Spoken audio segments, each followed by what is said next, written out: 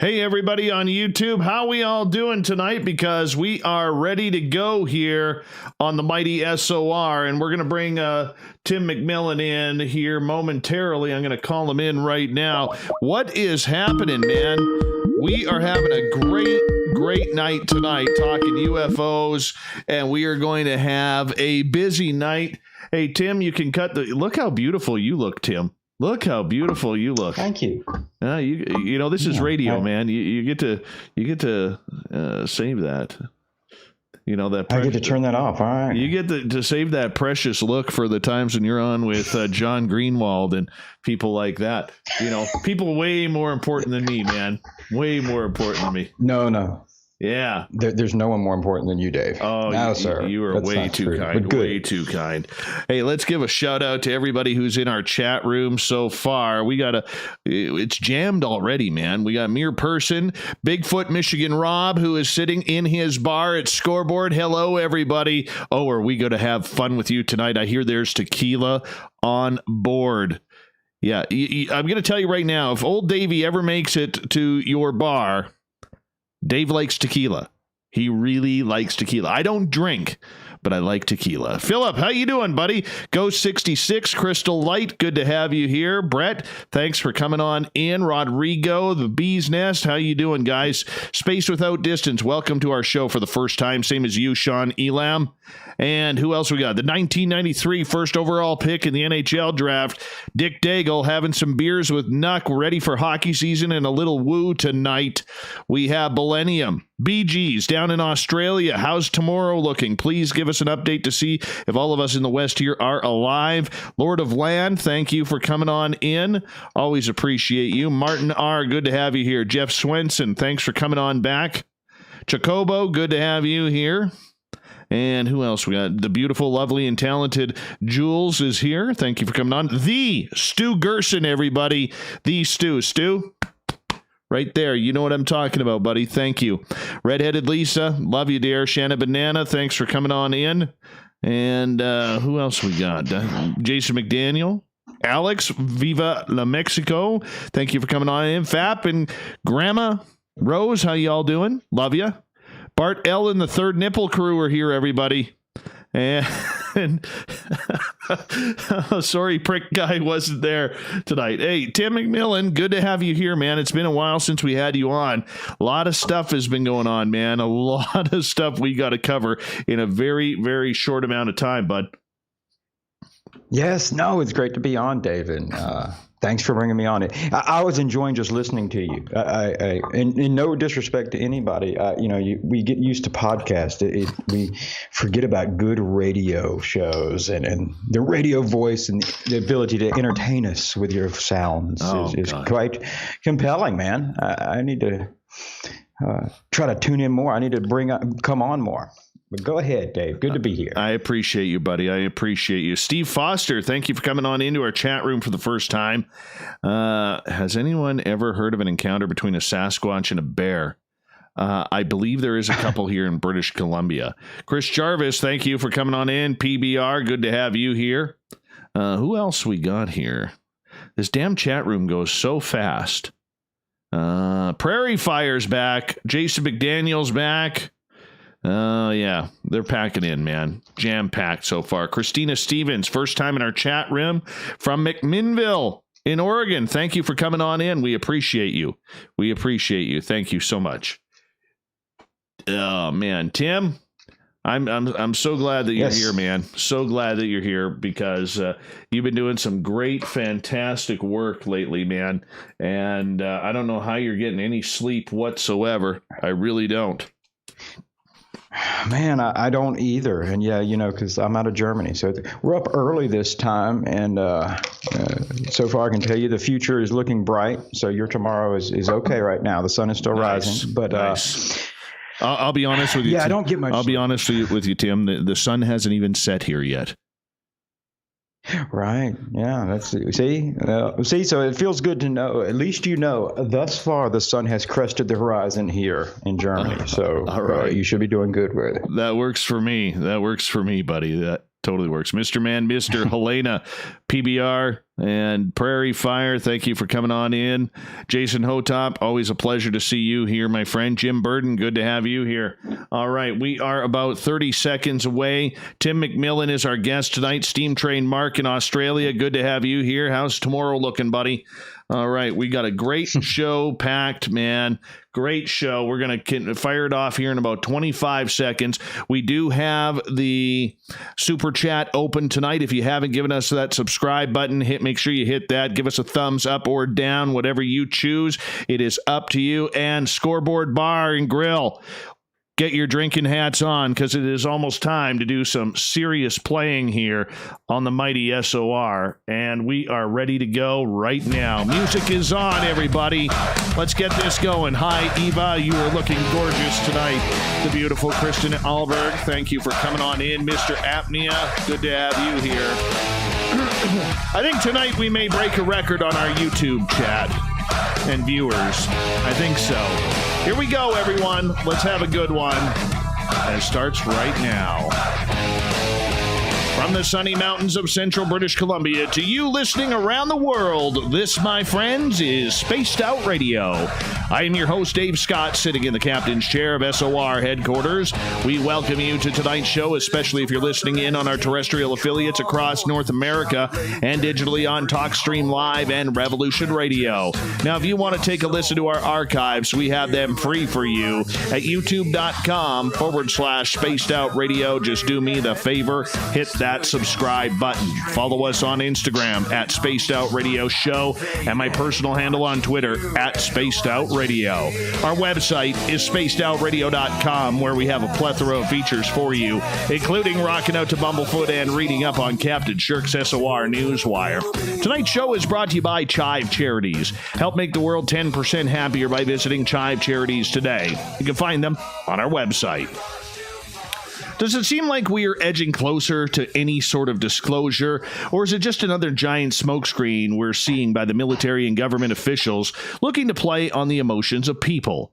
Tim McMillan, a retired lieutenant and intelligence analyst from Savannah, Georgia, to testify his love for solving mysteries, Tim now works as an investigative writer examining any question worth answering. Over the past year, Tim has become a very loud and proud voice for breaking stories in the UFO world, writing for Vice and Popular Mechanics.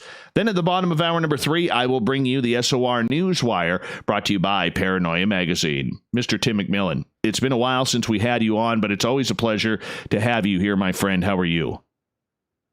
I'm doing great, Dave. No, it's great to be here, man. Thanks for bringing me on. How do you get from Savannah, Georgia, all the way to Germany, man? Oh man, yeah, it's like most things. The truth is kind of pedestrian, because I've heard some great conspiracies out there, Dave. I think I've been accused of being a CIA agent, because why else would somebody just up and move to Germany? But the truth of it is my wife works for the Department of Defense. Actually, she's a school teacher, so even that job is not as exciting as it may sound. And I took early retirement from law enforcement, so I was freelancing, writing, which allowed me to work from home. And the opportunity arose that we could move over here to Germany. We've got 3 small kids, and so we thought it'd be a great opportunity for them, along with ourselves, having never been to Europe, actually. So coming up on a year, yeah, we moved over here to Germany, and thus far have enjoyed it.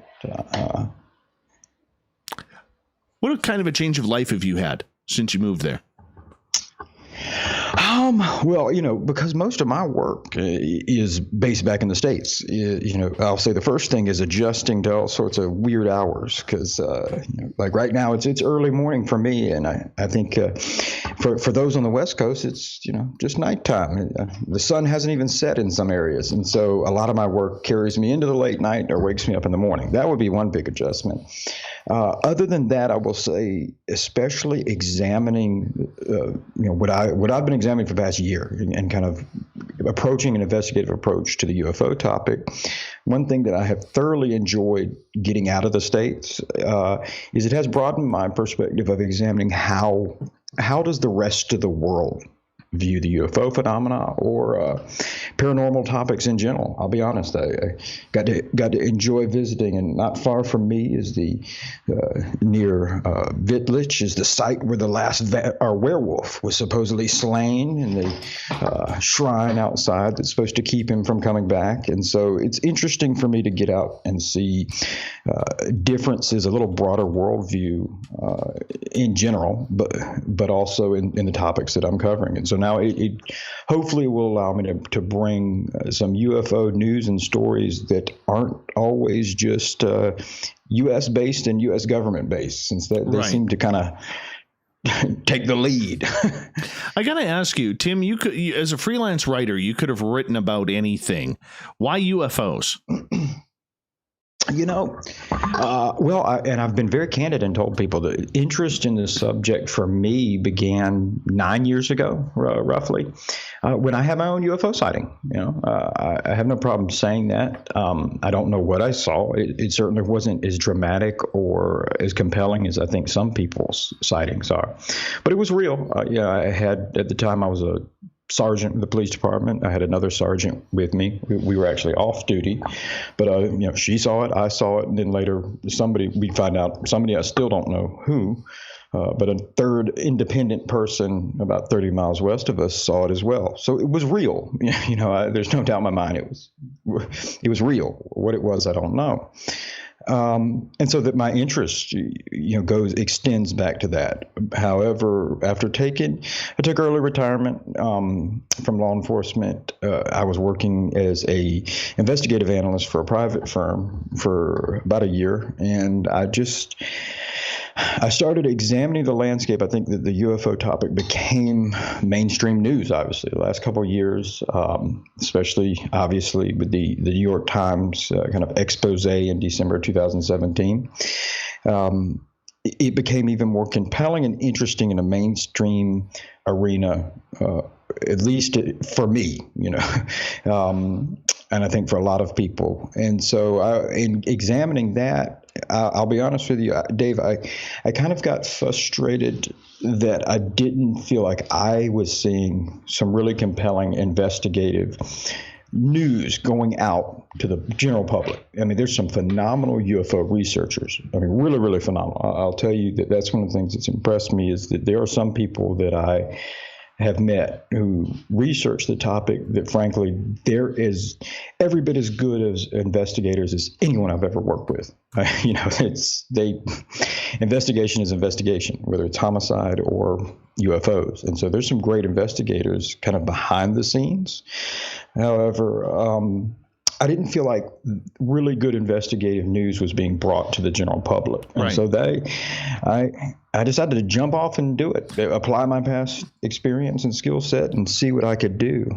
Throw my hat in the. You've done very well, Tim. And, you and I have had some very deep, in-depth discussions, especially about the quality of journalism and lack thereof in this field, especially with the number of people who like to self-title themselves in this field as journalists. But, I really believe that you have turned a major corner over the last 6-7 months, man, and really, really dug in and are bringing high quality news from this field into the realm of the public. Now, there's a lot of people doing that right now, but very few have actually stepped up to the plate. And, I think that needs to be commended right off the bat, because without that filter of news and knowledge that you are gaining and other people are gaining as well in this field, I mean, we'd still be at square one with a lot of these topics, man. And that we'd still be treading water. Well, well, thank you, first of all, for all of that, all the nice things you said, Dave. I will say that, and excuse me, that I've said plenty of times, I'm not a classically trained journalist, and nor do I typically even call myself journalist, other than the colloquial is easy for people to recognize. But I'm an investigator. And so everything that I bring out, I typically don't do a lot of short stories. I'm more of a feature writer because when I'm looking at any of these topics, I'm approaching it the exact same way I would have as if it was a case that I was preparing and presenting to a district attorney that's going to be taken into the court of law. And so before a judge and jury, and in this case, the judge and jury are the public. And so I try to be very, very thorough in that regard, apply the same standards and rules of evidence that you would exactly, in a criminal case, in a courtroom setting. And that's the information that I try to bring forward because right. I genuinely have found that there is compelling evidence. And when you take that kind of care and effort to vet everything, vet sources, bring material and eyewitness testimony, I think that's, in my opinion, that's how you reach the general public and going, hey, wow, wait a minute. You build a case, and I think it's there. How do you stay out of the woo? Well, probably the easiest way, because it wouldn't be fair to say that I do stay out of the woo personally. I think that I'm very, very cautious about what I say publicly, especially what I print or write, because as you probably realize, it's very easy for personal opinion, personal beliefs to become fact and kind of take on mythos and just grow to a life of their own, especially in my regard, if I've done stuff in the past, whether it's for Popular Mechanics or Vice or the War Zone, and people have seen my name and they read these articles, and then if I suddenly give my opinion, which may be woo, people take up that with a lot more authority than oftentimes I think they should, and that's just for anybody that's kind of in this field, because we all have opinions.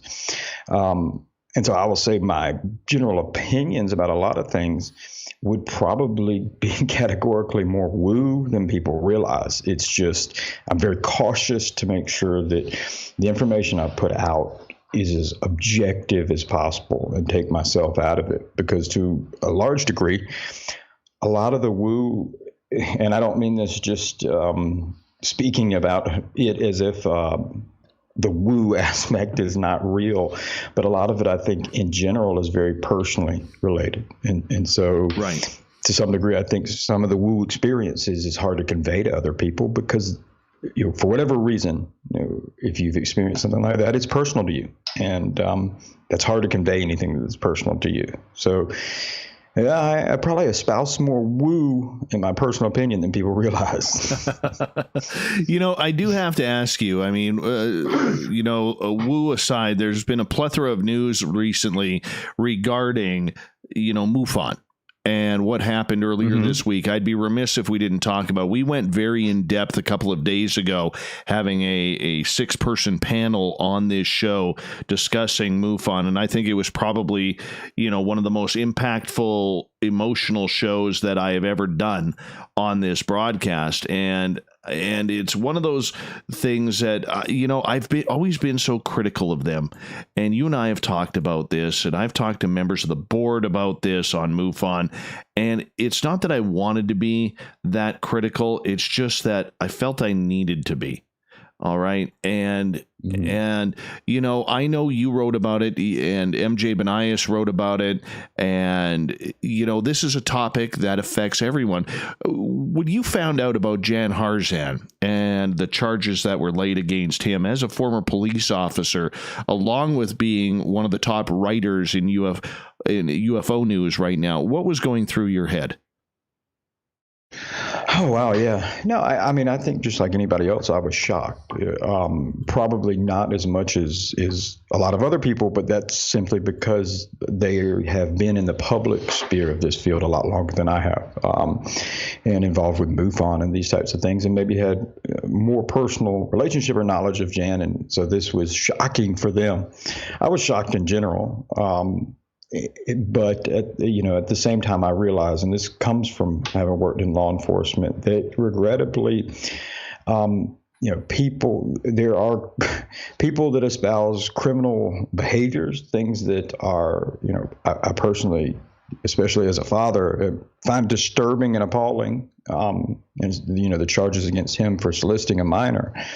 All of those same things that I thought when I first heard the news. In general, with MUFON, I haven't heard everything that you've said, and I noticed you said you had been critical of them, and I would say that I share those views.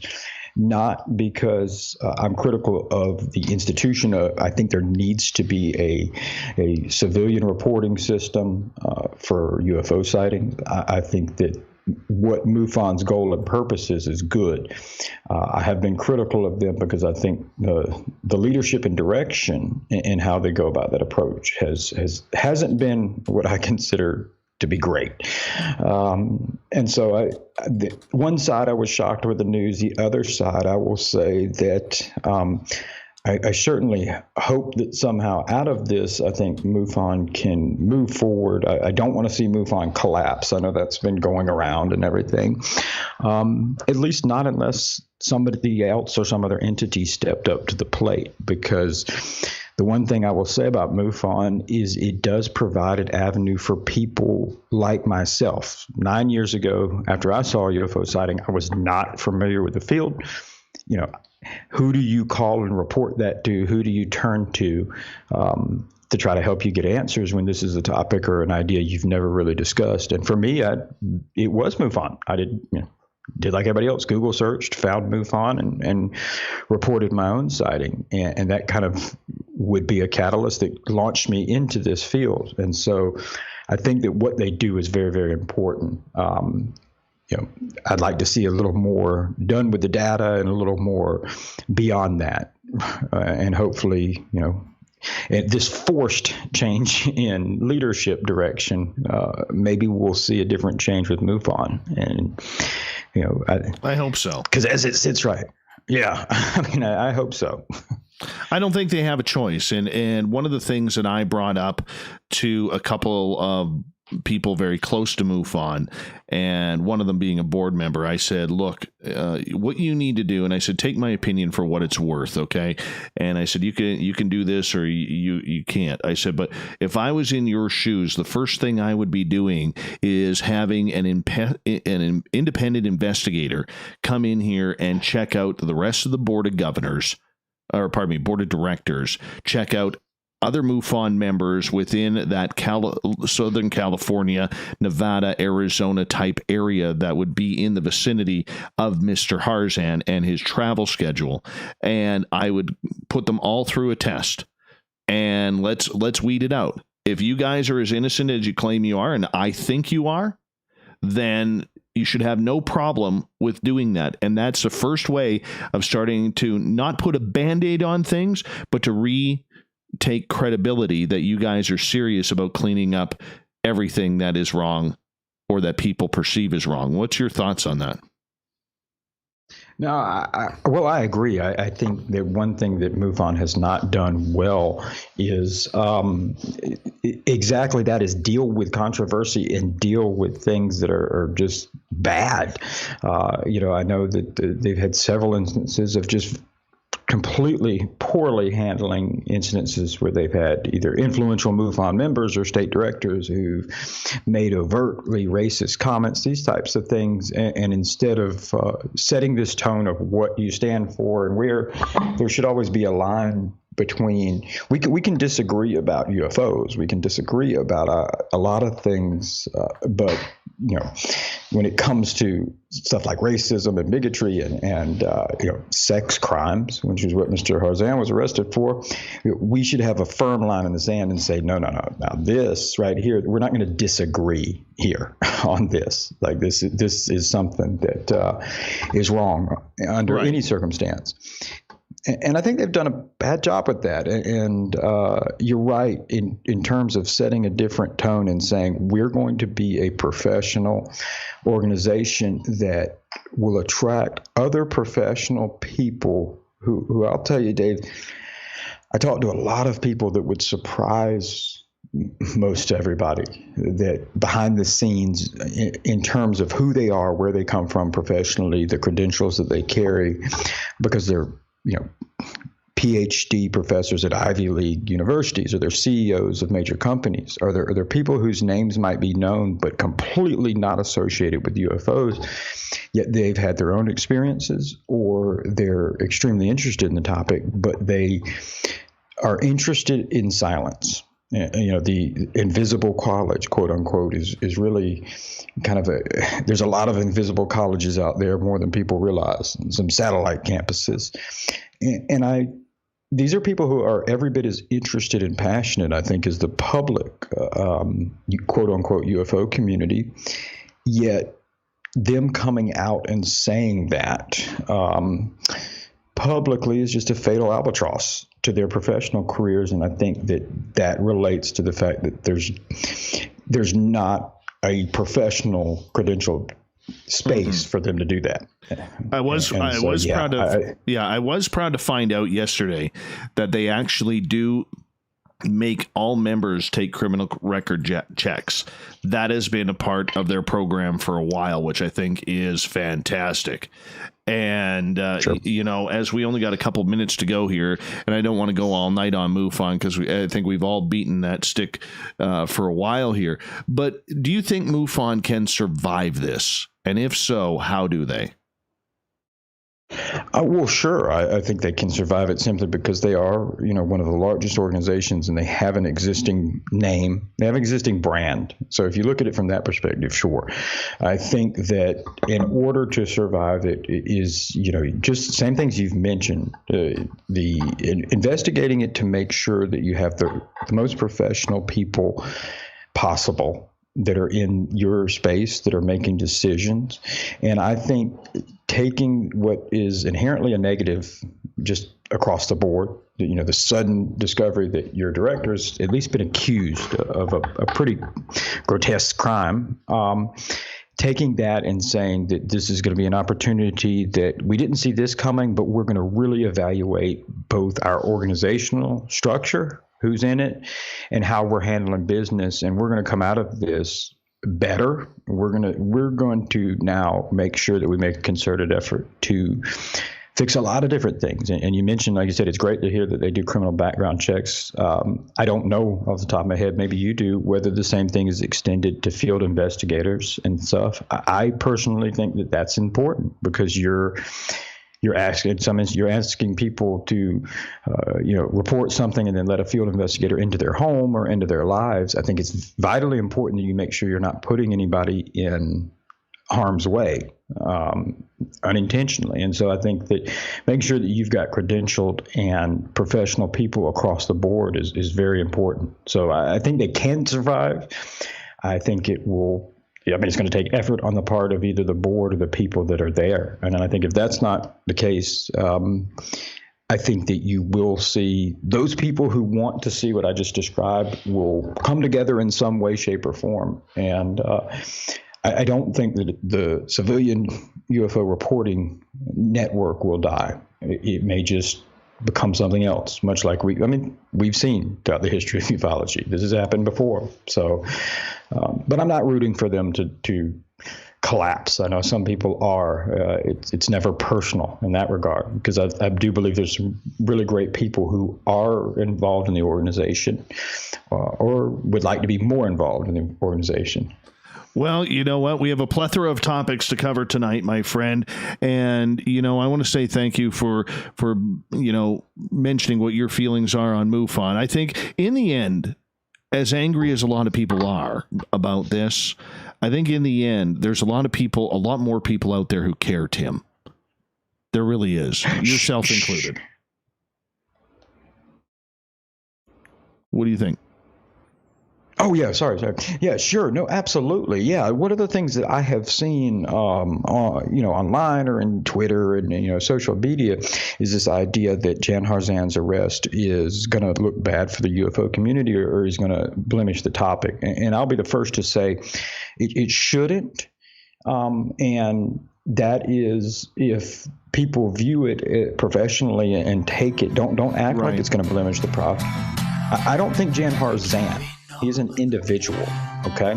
Yeah, I'm gonna cut you off right there because we do have to go to break. That's my fault. We'll be back right here on Spaced Out Radio. Lieutenant Tim McMillan joins us. UFOs all night long here on the Mighty SOR.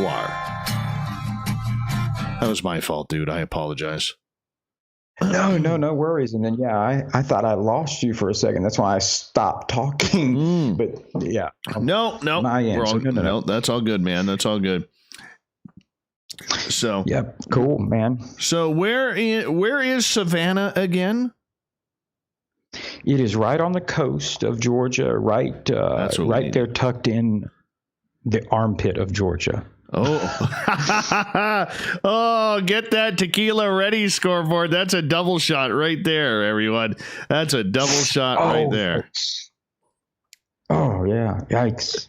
Yeah. My apologies. I want to go there now. I want to go there. Yeah, no, me too. It sounds like a fun spot, man. I got to be honest with you. It's cool. Oh yeah. Well, they've got us on the big screens there, and I'll tell you, it's what am I drinking? I'm drinking iced tea. I don't drink while I'm on the air.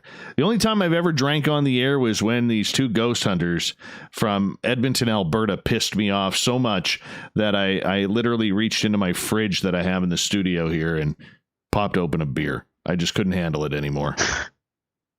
Yeah, that's the. I will occasionally drink. Of course, being here in Germany, there's good German beers. Not a tequila guy, I'll be honest with you, though. I think everybody's got a tequila story, though. I hope that I'm not going to create one tonight for some people, but. 1 second here. I'm going to move this down 1 second.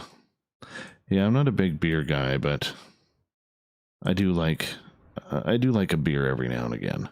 It's got to be ice cold, though. Yeah. Got to be ice. Got to be ice cold. You see Facebook changed their look again today? Oh my God, it's terrible. It's terrible. I have not seen that. Oh, it's just forewarning you. It's terrible. That's pretty useful. Maybe I'm getting older, but I find myself not on social media nearly as much as I used to be. Just busy, have other times, and I think everybody has experienced the social media is a great idea, but ends up being a tumultuous place. Oh yeah. Trust me, I know all too well recently. Oh yeah. Yeah. I'm just, you know what? Social media is in the UFO world. I'm not going to say in the regular world, but yes, it is, Rez. Yes, it is. That's for you. But I will say this, that I think that it's becoming very, very mean. Very mean. Oh, for no reason. Oh, and it's not just the UFO world. I mean, a lot of people don't realize that I was writing about politics and social politics first before I got into national security defense. So trust me, in coming from writing on politics, a particular topic that I've seen some of the most sane and rational-minded people lose it. It's just easy because it's, you are behind a computer monitor and you got a keyboard in front of you. So people will say things that they would never say, face to face, because it's easier. You don't see somebody's reaction. It's not even just an issue of cowardice. It's more of you don't realize some of the things people say and do. You're talking to real human beings. You can be a real jerk and hurtful. Oh, yeah. Oh, I know that. I know that all too well. All too well. And, like even today, so the UFO channel Third Phase of Moon contacted me a couple days ago, and they said, look, we're starting this brand new top thing, and we want you to, would you be interested in joining our panel just to kind of break down some videos to give other opinions of it? And I said, sure, because guess what? They have 1 million followers, over 1 million followers. I just broke 8,000. on YouTube. I could use a few more. And so they introduced me and a number of other people like Rich Giordano and others as experts. I'm not an expert. Well, this one guy on Twitter decides that he's got to quote that now, and he has to go hard on me and everybody else who is on that panel because, they claimed us as experts. I'm not an expert, man. I'm a journalist. I'm an entertainer, and I'm an experiencer. Mm-hmm. I mean, it just comes a point where, like, what is the point of always having to beat the shit out of somebody? And that's the thing I'm getting tired of. Thank you, Jules, for the super chat. Appreciate that, honey. You're beautiful, and you got great hair too. Give me a sec, Tim. We're just about to come back here. Sure, no problem. I don't even know. Do you know I cut my hair? I now that I have seen. I don't remember if it was on Facebook or Twitter, but yes, no. It's nice and short. Here we go. Second half hour of Spaced Out Radio is underway right now here on the Mighty SOR. I am Dave Scott, hanging out with all of you, and no place I would rather be than on the radio, talking UFOs tonight. Hey, we want to remind you that if you've missed portions of this show or others, you can check out our free archives. Go to youtube.com/Spaced Out Radio. Just do me the favor, hit that subscribe button. You know what? Follow us on our Instagram page at Spaced Out Radio Show. Also, you can follow us on Twitter at Spaced Out Radio and our website, spacedoutradio.com, where we have a plethora of features for you.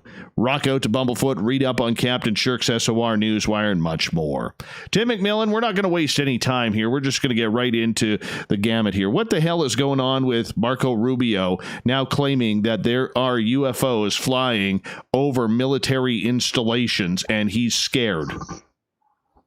Yeah, how about that? Yeah, no, that's big news in the UFO world. I would say that it's been overshadowed by other prospective news, which we may end up just talking about. I'm sure you'll want to before this is said and done. But to me, that is bigger news, is what Marco Rubio said, and for those who aren't aware, that it relates to a provision that was included in the Senate Intelligence Committee Act. So it's been presented now. It's in front of the House and Senate, and they will vote on it. And if they vote and approve, it's something that the president will sign in. That relates to, very directly. This is a bill provision that talks about UAP, or unidentified aerial phenomena, and the task force that is currently going about investigating these occurrences. And it also calls for the production of an unclassified report on essentially what's going on with unidentified aerial phenomena, and how much is being done to investigate it, and what resources are additionally needed. And so on my end, and this kind of goes into the battle space that I really operate in, so the government side and the political side of things, it's fascinating and it's really compelling.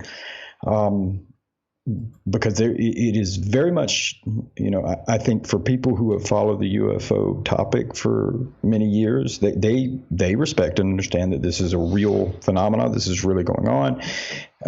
It's interesting to me to see that now being said and presented in the exact same way you would in a government space by legislators.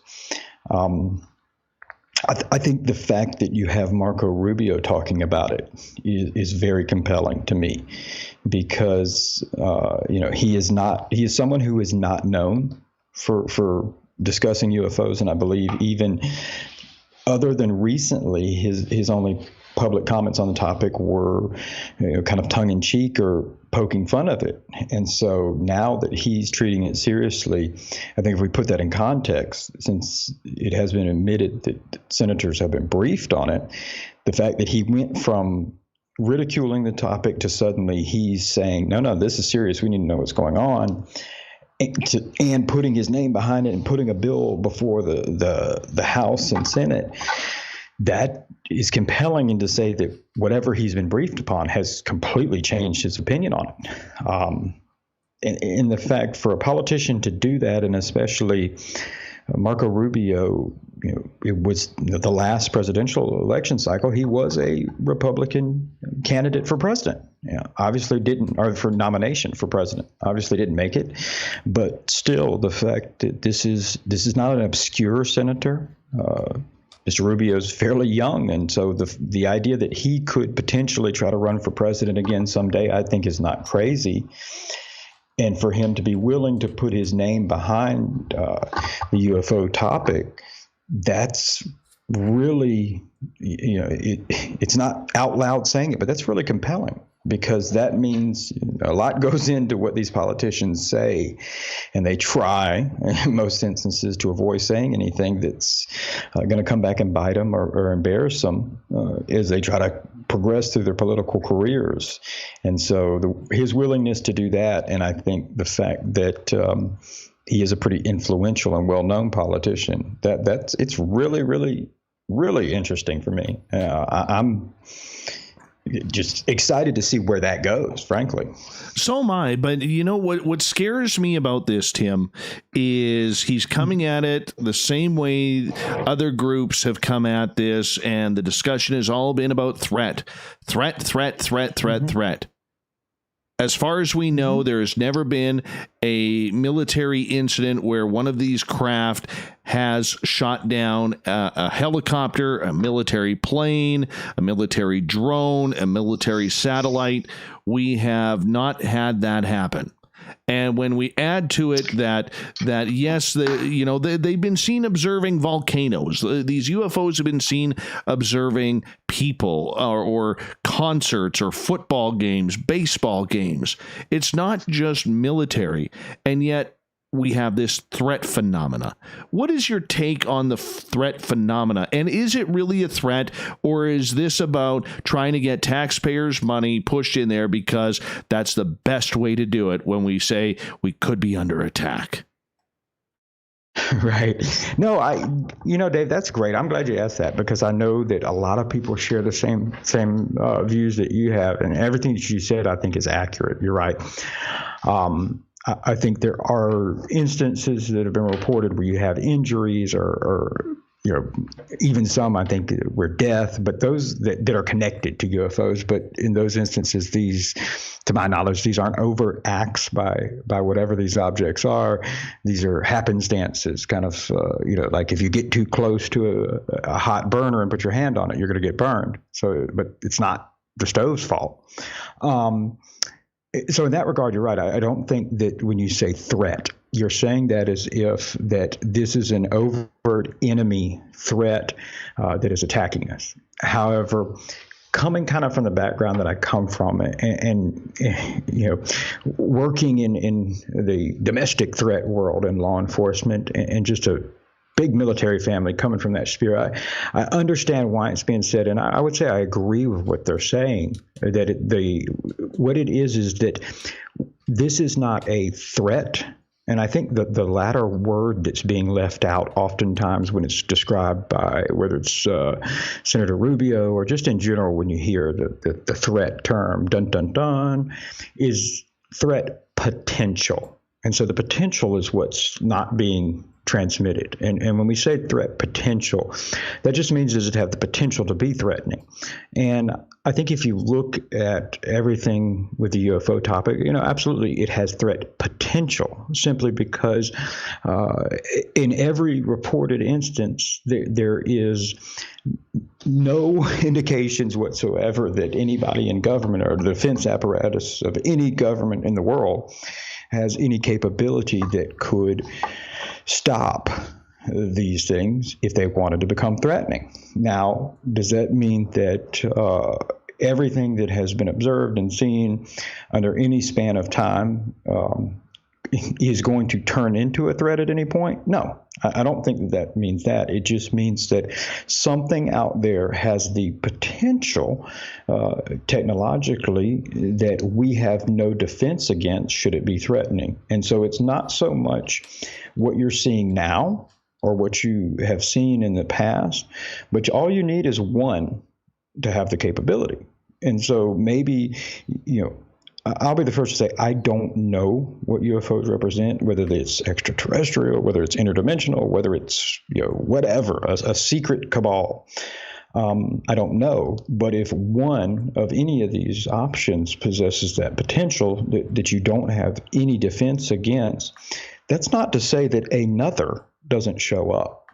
All you need is one that has that capability. And so if the Klingons suddenly stumble upon Earth or whatever, and their intent is to be aggressive, their intent is a true threat, we're in a little bit of trouble. And so I totally understand why that is being said. I don't think it is as much of a ploy to get attention or get tax dollars and this much involved. However, that is a component of it that I think does work. I think we see this with anything. You notice how people suddenly get interested in something the moment it becomes threatening or scary. It's oftentimes how we motivate things. In terms of politics, that's exactly how they motivate things. They make it scary. Yes. But one of the things that Rubio stated was he was hoping it was aliens. And I'm paraphrasing here. He was hoping it was aliens more so than any other military faction or country on this planet, because if it's from this planet, they've got to worry about America's safety. And if it's not, well, that would be easier in his opinion. But would it? Because let's face it, I found that comment very intriguing, okay, because not to spread the woo a little bit, but they have done a good job over the last little while, the last couple of years, thank you to the TTSA, that we're not supposed to have aliens and UAPs in the same sentence. And yet Rubio tied it together. Yeah, well, and I heard that, and it was interesting. From my perspective, I don't read too much into that. Reason being is that he's a politician. I was impressed at how well he handled all of those questions, frankly, and that he didn't typically politically speak them, but at the same time, I think when you hear something like that, when he says he'd rather it be alien than somebody else in the world, I think what he's now playing to is all the other things that come before the Senate Select Intelligence Committee, which is the committee he's on, which involve adversarial nations to the United States and the threats that they do tangibly present, whether it's cyber intrusions or, you have North Korea threatening to nuke the U.S., these types of things. And so for me, I kind of perceive that as if it was a actual terrestrial foreign power, and they possess this capability, that frankly, that would shift the geopolitics of the whole world. And I'll say that is another reason that it seems to me that the people who know, or the policymakers and decision makers, are fairly certain that what's being seen is not a foreign government or powers technology, simply because if that was true, we would see a much different geopolitical climate. You wouldn't, if we believed these were Chinese, we probably wouldn't be, denouncing China's claim to the South China Sea. We wouldn't be saber rattling with Russia or Iran if we believed it was their technology, because in most regards, that's what the defense world is about. It's about having the bigger, badder toys in hopes of not using them, but giving you the kind of muscle to have power and push your political agendas across the globe, frankly. And so because we don't see that, that is a compelling reason for me that there's zero belief that this is a foreign powers technology.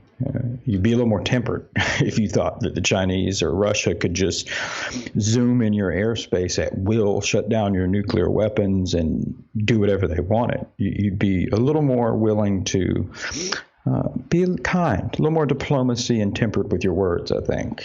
Okay, so I'm going to flip the sides here. Why the purpose then have we heard these government officials, whether it's Mark Warner or now Marco Rubio over the last 2 weeks, talking about UFOs? Is it a political stance? Is it popularity? Or is there a genuine concern? I'll give you my honest opinion, because this is the space where I report on the most, and really where I examine. I don't look at individual sightings, but this area of how government's involvement with this topic is my kind of forte. I think it's the latter. I think that whether people realize it or not, I don't think it's a political ploy. I don't think it's an effort for popularity. I think that if you look at the measures outside of maybe the UFO community, the topic in and of itself has not reached widespread general popularity to the point where it would be a political agenda. And so you're going to support it whether you believe it or not, because it's politically advantageous for you. I don't see that.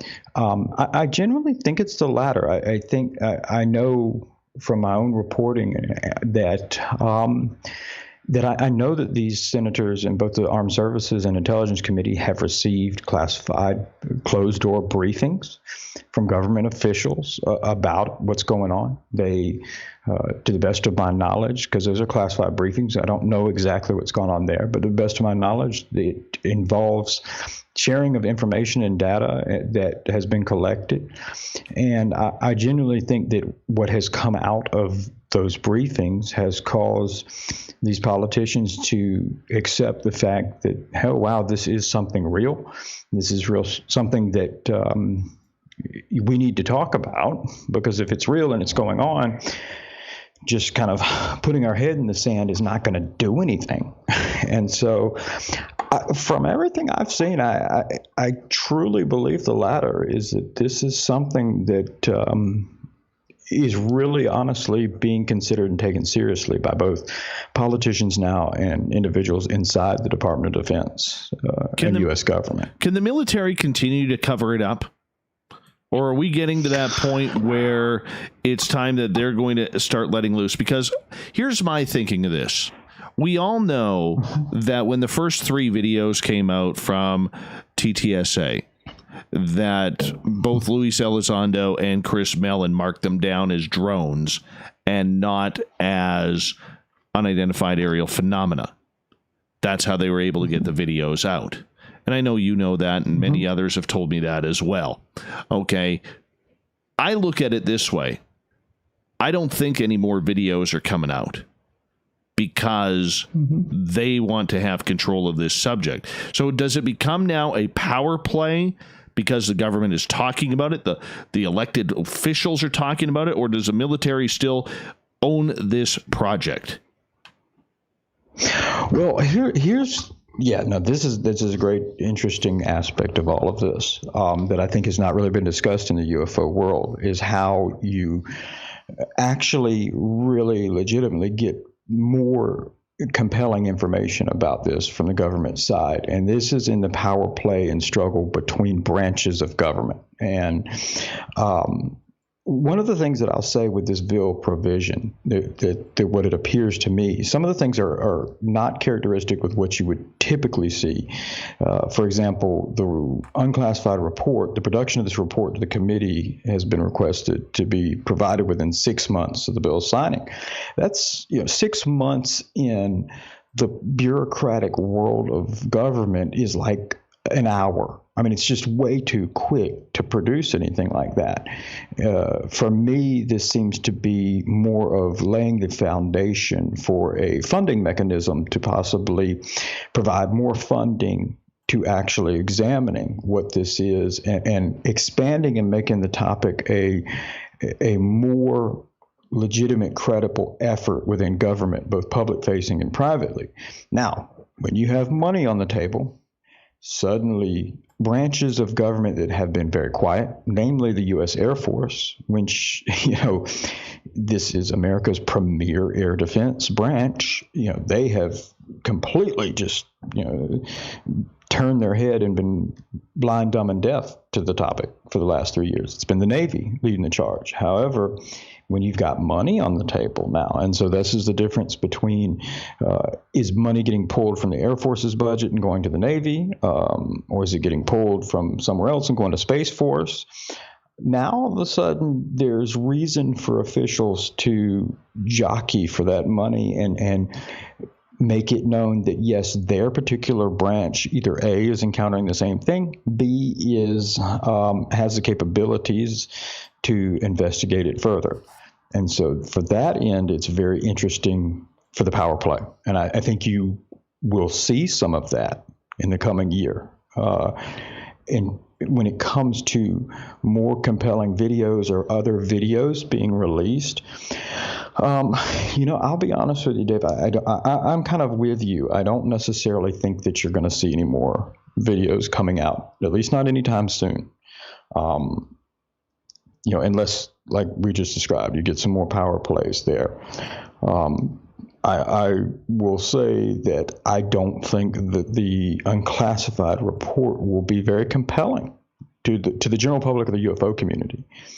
I don't think it's going to say a lot publicly. And part of that reason is because at the heart of all of this, what we're talking about when we're talking about objects that are able to penetrate your airspace at will, fly over your nuclear installations, fly over your battle carrier groups, impervious to anything that you can do, you're talking about vulnerabilities.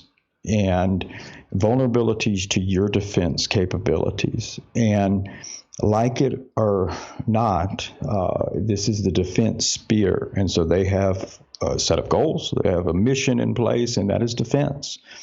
And the idea of openly discussing aspects that you are vulnerable to is simply not done in the defense world. And I think that, frankly, could be a very compelling reason for why the topic has not been discussed, or you have, quote unquote, a UFO cover-up by government, is because at its core, you are talking about vulnerabilities to national defense of multiple governments across the world. And in the defense world, that's not what you want to talk about for a host of reasons. Okay, so we have about just under 2 minutes here before we have to go to break at the top of the hour. Is it a smokescreen? Is it to fire up a bunch of people and point their fingers and say, look what we're making these idiots do? No. I mean, my opinion, no. I will say in the balance of probabilities, that would be very, very low. The idea that it is some sort of disinformation campaign to smokescreen secret classified technologies or anything else in that regard, I would, first and foremost, under U.S. law, it's illegal.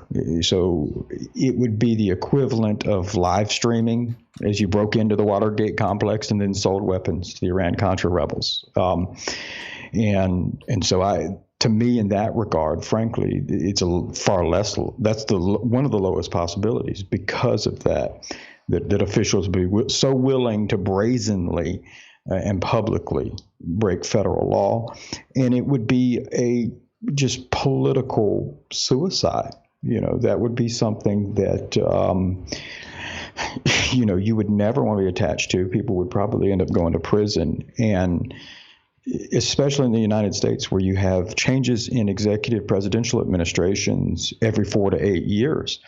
If you look at the current President Trump's administration, the idea that if the Obama administration had signed off on some sort of plan to overtly deceive the American public and break criminal law, the current presidential administration would love to bring that out in the open.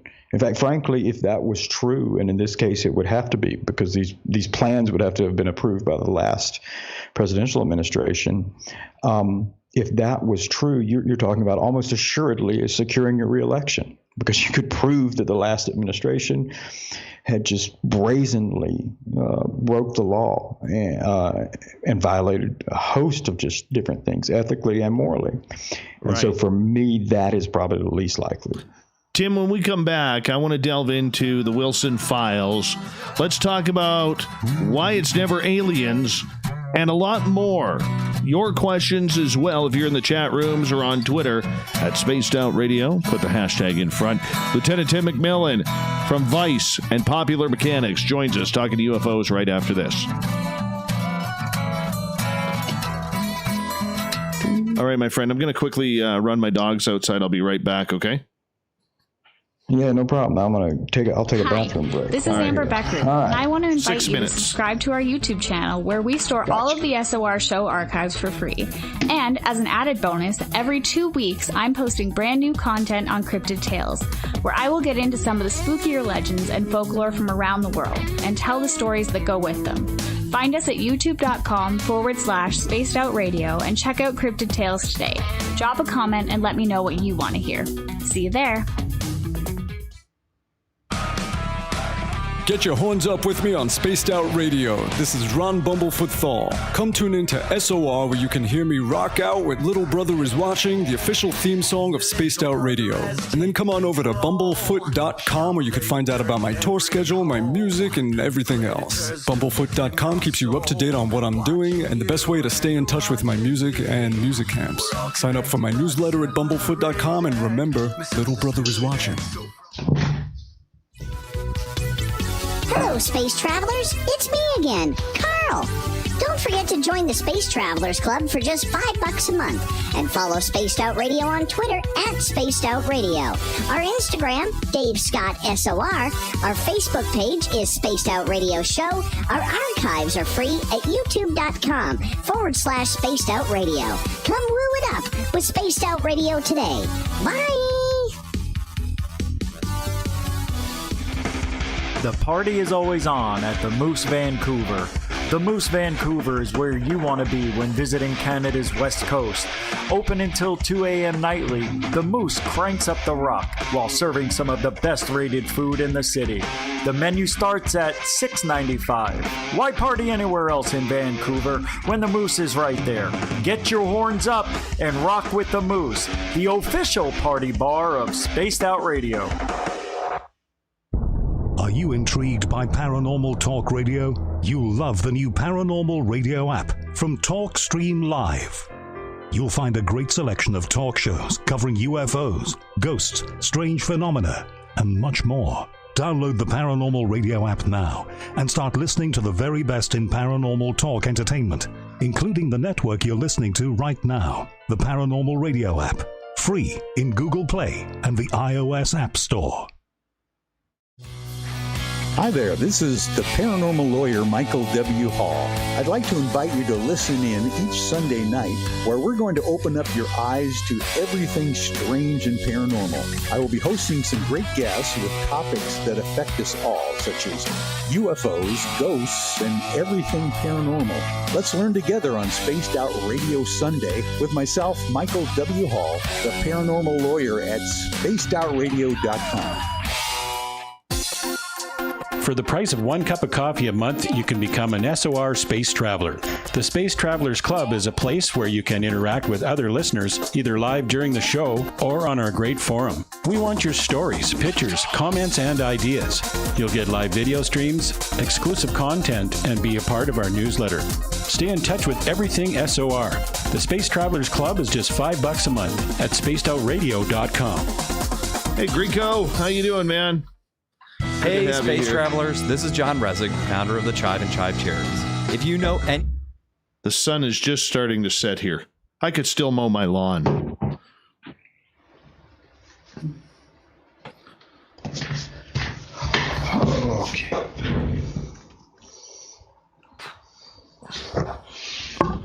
Okay. All right, back and ready. Yeah. I'm really wondering if Jan has acted alone or if he's going to spill the beans on a bunch of other UFO people, man. Man, I don't know. It's definitely disturbing, and I think horribly. Yeah, he thought he was meeting a 13-year-old, and I think that's very clearly a child. And yeah, I mean, it's disturbing, unfortunate to say the least, and for a host of regards. But we'll see what happens. Oh, I know. I hear you there, brother. I hear you there. I mean, there's just so many angles and avenues here, and there's so many people who tried to attach themselves to Jan no matter what. It's you have to pose the question. You have to. And I was talking to one board member about that just the other day and yesterday, as a matter of fact. And I said, look, like this is something that we all have to worry about, because if there are more people out there, and God, knock on wood, hope there aren't, I mean, that could be a horrible result of what could come down. You know what I'm saying? Sure. Yeah. Well, and unfortunately, as we've seen in plenty of other instances, that there typically is networks of people that are pedophiles like that. And I mean, from my end, like, I don't even know where, like, I don't know where I would go online to meet a child like he did. And like that, I know that sounds weird, but like, where would you, that's one of the things that boggles my mind is like, because I know that in his instance, he was actually unwittingly communicating with an undercover police detective. But I'm like, where do you search that? I don't know. Like, I don't want to know. Yeah, me either, man. Hold on. Here we go. Music's on. Thank you to everybody for the super chats and scoreboard. At Spaced Out Radio. We're heading to Georgia soon with Tim McMillan via Germany. Hour number 2 of Spaced Out Radio is underway tonight. I am your host, Dave Scott, sitting in the captain's chair of SOR headquarters. Thank you so much for joining us tonight. I really do appreciate that. I want to remind all of you that we are on 6 different terrestrial radio stations across North America, digitally on TalkStream Live and Revolution Radio. All of our archives are free at youtube.com/Spaced Out Radio. Just do me the favor, hit that subscribe button. The Desert Clam has set the password for tonight in the SOR Space Travelers Club. I gotta find it here. Where is it? Oh, where'd you put it, Jeffrey? Basilicide. Basilicide is your password. Use it wisely, space travelers, as the Clam sets the password each and every night right here on Spaced Out Radio. Our website is spacedoutradio.com, where we have a plethora of features for you, including rocking out to Bumblefoot and reading up on Captain Shirk's SOR Newswire. Follow us on Instagram at Spaced Out Radio for the show, and on Twitter at Spaced Out Radio. Lieutenant Tim McMillan from Vice and Popular Mechanics is here talking UFOs all night long. We got a plethora of topics to talk about with him tonight, because now we're going to get into the Wilson files. And recently, Tim, over the last couple of weeks, Admiral Wilson has been public a couple of times, not often, a couple of times, absolutely denying the fact that he met with a scientist named Eric Davis in Las Vegas and talked about UFOs. And, it's ridiculous that this conversation is happening, because he has no choice, Tim. And I see the people who are trying to defend him, but he has no choice with his NDAs, with his security clearances, with his previous job that he held, and it's an accountable job. It's a job of prestige working with the Joint Chiefs of Staff. He has no choice but to say, I have no idea who this guy is. Well, yeah, I mean, given that if the context of everything that's in those documents is true, yeah, the idea that not only he, came across information that would be considered classified or top secret, obviously, but if everything is accurate in those documents, he did so without authority. And so you can't go seeking out classified information that you're not privy to, just because you hold a high clearance, and in his regard, some very high clearances. it doesn't mean that you're still read into everything. And there's very few people that have that access. And so all of that would be considered a significant counterintelligence threat. Absolutely. I'll say that his latest comments to Billy Cox, who did a great job finally kind of getting him locked down into some public statements. I was surprised at how such a throaty denial that he gave. I'll say that much. I would not have expected him to go, oh yeah, no, that's totally true. I met with a person who was a stranger to me at the time and disclosed to them everything that I did that would get me in trouble, and now disclosing it to you, which will get me in more trouble. I would not expect him to do that. I was surprised at the level of depth and detail, frankly, that he went to denying that event. And so that was intriguing to me, and I think it still is. I have my thoughts and opinions on the whole memos and everything, and I'm not totally convinced about everything going on there. I'll be honest with you, Dave. Well, okay, let's look at it from the other side, because we're all blaming, whether or not he is covering things up. I think he is. Mm-hmm. And that's just a gut feeling, no proof.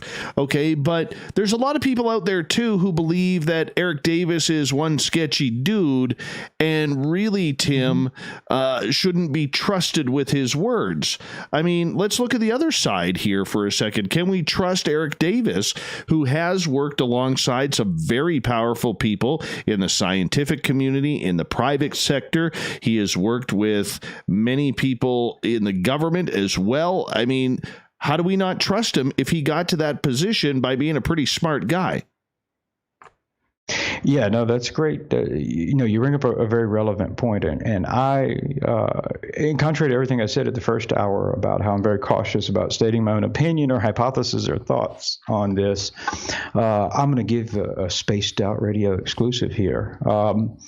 And I'll discuss some things that I think are lingering still in my mind with all of this. First and foremost, I have absolutely zero evidence or current belief that Dr. Eric Davis is lying, or that he's lying about any of this. One thing that I think lingers for me that is problematic and it hasn't been rectified is there still is this scenario out there that Eric Davis is not lying. Eric Davis is telling the truth, that everything in the memos absolutely relates to a real event that occurred and that he was told. However, does it mean that Eric Davis actually met with Admiral Thomas J. Wilson in 2001? And I know that sounds kind of strange when you hear that, because you go, what do you mean? It says it in the memo. But there's some unknowns that we have added assuming information into. For me, when I see it, and like I said, you remember, I come from a background that's in law enforcement. Some of what I did, I worked as a criminal intelligence analyst. So not the same thing as you see people typically think of in the intelligence world, but it's the same concept, just at the localized national security level.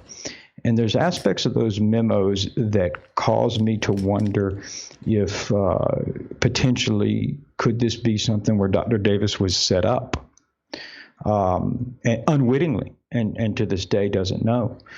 For example, I think when you read the memo, they describe how he meets Admiral Wilson in the back parking lot of EG&G Special Projects, and there's two other Navy personnel that are with the Admiral. Viewing that from kind of the perspective that I come from, the first thing that goes off in my head is that if I'm going to set somebody up, meaning I'm going to set up a meeting in which I'm going to have someone portraying someone they're not, in this case Admiral Wilson, that's exactly how I would set it up, is bring two other people.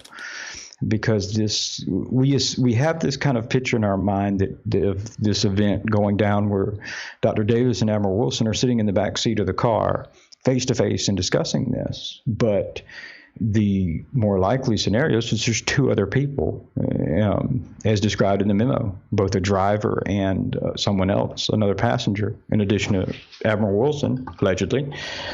If I was going to set somebody up, that's how I'd do it, because I'd have a driver and then I would put somebody behind the driver's seat, and therefore the only open seat would be the rear passenger seat behind the person in the front passenger seat, my quote, Admiral Wilson. And this reduces the amount that the person who hopping in the car, in this case Dr. Davis, can actually see and really examine the face and everything else that goes on with the person who's in the front passenger seat, who's telling all of this. And so a part of me still wonders, did he actually meet with Admiral Wilson, or did he meet with somebody who was pretending to be Admiral Wilson and tell him this? As crazy as that sounds, I think there's another aspect of all of these more recent leaks that people have completely dismissed and overlooked, and that is that these documents weren't the only documents that were leaked at the same time. The other documents that were leaked from Edgar Mitchell's collection were a series of email exchanges between Dr. Hal Puthoff, Dr. Eric Davis, and Dr. Kit Green, all names well known in the UFO community, and they related to Dr. Puthoff and Dr. Davis discussing with Kit Green whether the alien autopsy video was real. Was this the real video that he was shown? And he's telling them, yes, no, this is. Now, I've spoken to Dr. Green, and this is not something that he's made this publicly known as well, that he has said there was a point in time that he was indeed shown the alien autopsy video that we all know now is a hoax or a production, kind of the precursor around the same times as the Blair Witch type, make it look real TV production thing. But he was shown this by officials or somebody and led to believe it was real. He now knows that it's not real. He knows that not only was the video a hoax, but the people who told him it was real were deceiving him. Reasons remain unknown. At least that's what he's told me. So point being is that somebody that seemingly with some authority or power that could convince, Kit Green is another person who has considerable credentials and verifiable credentials in terms of what he did with the CIA for decades. And he outside of UFOs, is very much regarded as an expert in various forensic fields with the Central Intelligence Agency. But someone was able to convince him that video was real. That's fairly sophisticated. And so you look at that and realize that even somebody like Kit Green, who has a reputable past and career in the intelligence field, was themselves deceived for reasons that remain unknown. I don't know that we can't totally rule out right now that this same type of event could have happened with Dr. Davis going back to 2001. And so that, for me, I'll be honest with you, that's something I've not really openly discussed, but that is a lingering concern for me. Because in that regards, Dr. Davis is completely 100% telling the truth in terms of what he believes. He bent with this person, and equally, Admiral Wilson, the actual retired Navy admiral, is also telling the truth. It's an interesting scenario that I will say, as of right now, whether it's true or not, I don't know. But that is a lingering question that I have in my mind, and I think that those Kit Green emails that were released at the same time are, to me, very tangible proof that the possibility of disinformation, sophisticated disinformation targeting credentialed people who are examining the UFO field absolutely is potential, and it's possible, and it has happened. And so I'm skeptically viewing all of this right now. I'll be honest with you, Dave. Okay, so I hear what you're saying, all right, and there's a lot of good people right now who are doing research, okay? Last night we had Bob McGuire, and we were eventually joined by Joe Mergia as well, who I know you've had a couple of public battles with on Twitter as we talk about that. But, you know, the big thing that I look at with all of this, okay, is the fact that I don't know who's right. I don't know who's wrong. I know what I want to believe, and that's all we can really speculate on right now, because I personally think, coming from an experiencer's background, that Wilson has everything to lose and nothing to gain by coming out and saying, yeah, you know, Eric Davis and I met and we talked a little bit of football. We talked a little bit of UFOs and all of this kind of stuff. You know, he has nothing to lose. And to me, even though you say, you know, Wilson is right and Davis is right, and I fully respect that. I don't think you're waffling at all, but I do believe that one side is more right than others, and I do not believe Wilson on this. Yeah, sure. Yeah, and I'll be the first to say, yeah, everything that I just said there is not. I don't want anybody to think that that is my leading opinion about these events. That is a hypothesis or potential that's out there that I haven't been able to rectify yet. And again, this goes back to what we discussed as well at the top of the hour, that when I try to form a basis of what is my opinion and everything that comes about from proof, which is evidence that demonstrates fact. And in all of these events right now, there is insufficient proof to really form for me a compelling opinion and say with a high degree of certainty one way or another what one of these things is. I will also say that I have not put the amount of time and effort that a lot of people have in these memos and investigating them. And the reason behind that is because I think you have seen this considerably now in the past year since they were leaked, and especially even more in the past month or so. That it is a very contentious topic. It is something that is polarized, and like you mentioned, you know, I have nothing personally against Mr. Joe Mergia. We actually were, I would say, we're pretty good friends before all of this recently, but it creates this polarized environment, and now it's us against them type deal, and where the lack of proof, you know, forms opinions, and so you dig into this belief. But for me, the reason that I don't find the memos compelling is because at the end of the day, all of it can be true, meaning Wilson is now lying, meaning they met, meaning that he said everything that he said. Dr. Davis is telling the truth. Everything in those memos can be true.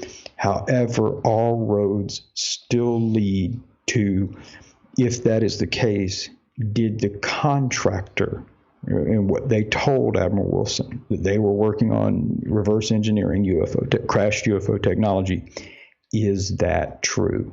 And unfortunately, those memos do not, you know, whether that is true or not extends beyond the bounds of what those memos are capable of. And so for me, I haven't invested a lot of time into it because I think best case scenario, no matter what, we are still going to be left wondering, is what the contractor told Wilson true?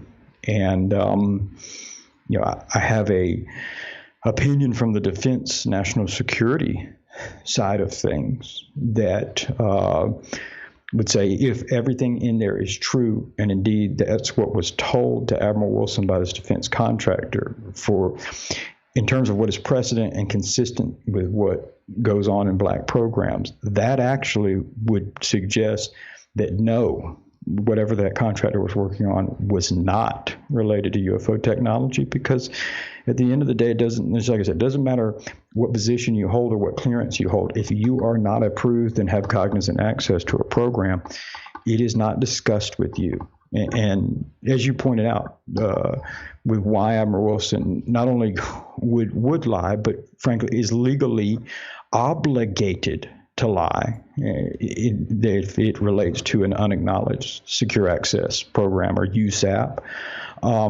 or a waived unacknowledged USAP. He's obligated to lie about it. That same is held to that contractor. So if you walk into a unacknowledged special access program that's working on advanced aerospace stealth technology or radar or a nuclear missile, so not UFOs, you walk in there and say, I know that you're working on UFOs and crash UFO technology, that contractor most likely is going to tell you, yep, you're right, buddy.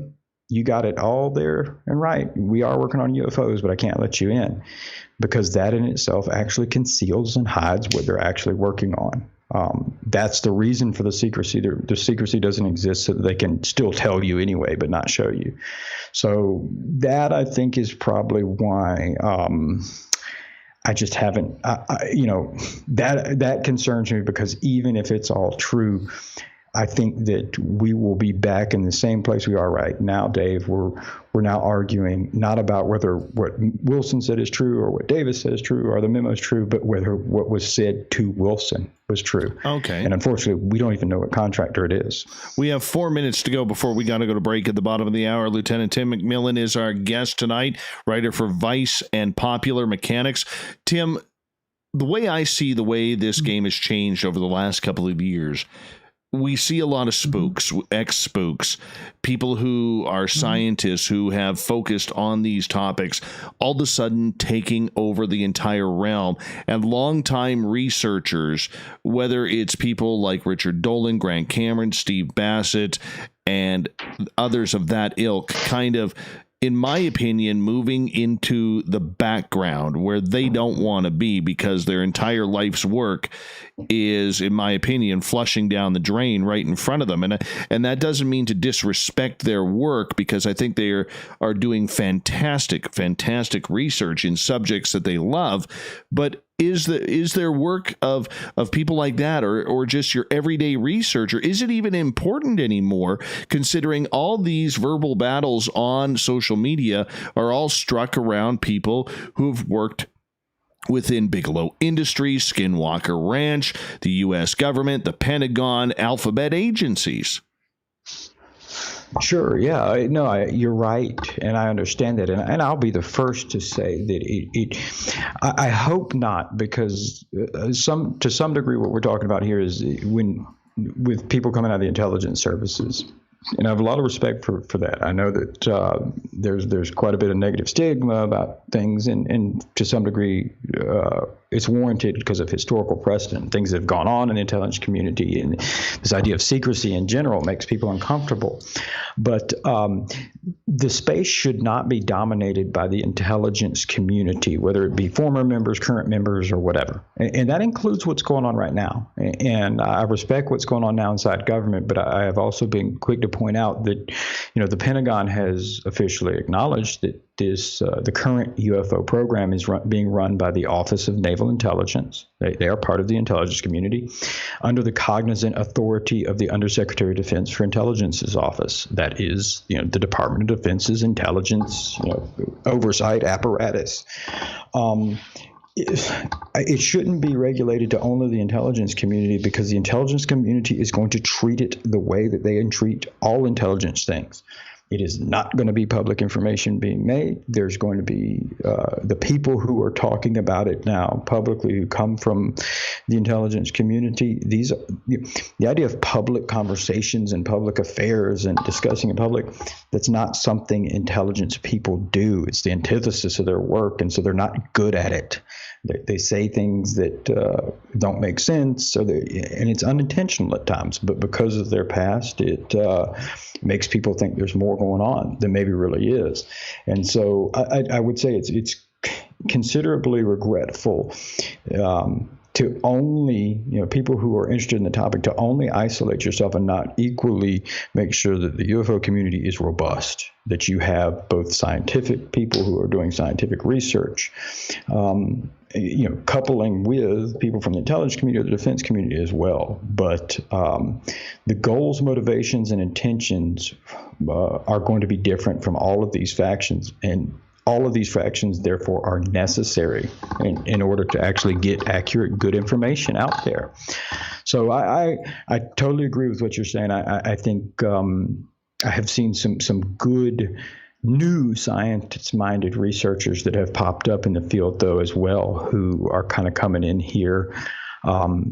But you're right. I think that the people who have been researching the topic for a long time, it's unfortunate if they're being overshadowed or kind of shouted down. Right. Because I learned a lot from them. They've been through this for years. Lieutenant Tim McMillan, Spaced Out Radio, UFO Talk continues right after this. I would say that is the biggest thing is everybody has their sources, Tim. And right. And you know, there's these new sources that are popping up left, right, and center. I mean, some people may say Bob McGuire is a source. Other people may say this Mr. X is a source. You know, Richard Dolan or Steve, what's the idiot? Steve Greer are you know, they have their sources. George Knapp and Jeremy Corbell have their sources. I mean, you have yours. Danny Silva has his. Everybody has their own sources on this. And when it is such a limited amount of people who could be sources, I get a little worried from a journalistic standpoint as to how many of these sources are just out there playing a game. No, wholeheartedly, Dave, and absolutely, and you're right, and that's one of the things I've tried to tell people is that you're right. I do have sources that I can't name or don't name, and that's always because they currently work in fields and they're not authorized to talk on the record. However, the only time I ever bring those out are in major publications, so like Vice or Popular Mechanics. And you know from coming in journalism, what that ultimately means when I do that is that those sources aren't anonymous to the editors or legal review. They know who they are.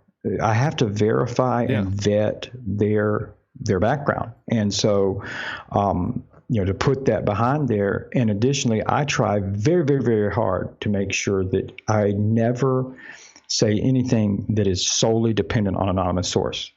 And, you know, I try to find material evidence and on the record people to confirm what an anonymous source has said. But yeah, no, I think that, you know, what I have seen lately, I mean, that's concerning because it doesn't let you view. I mean, how do we know the anonymous source isn't just some nut at a bus station on a laptop playing around? I don't know. And so, no, I agree. That's concerning, and it is. I mean, you think about it. It could be, some government shill who works in the water department, okay, who's all of a sudden tipping off Greer, tipping off Bassett, tipping off Tyndall, tipping off members of MUFON, tipping off Joe Merja, yourself, and you all think you're protecting the same source, but you're getting different pieces of information.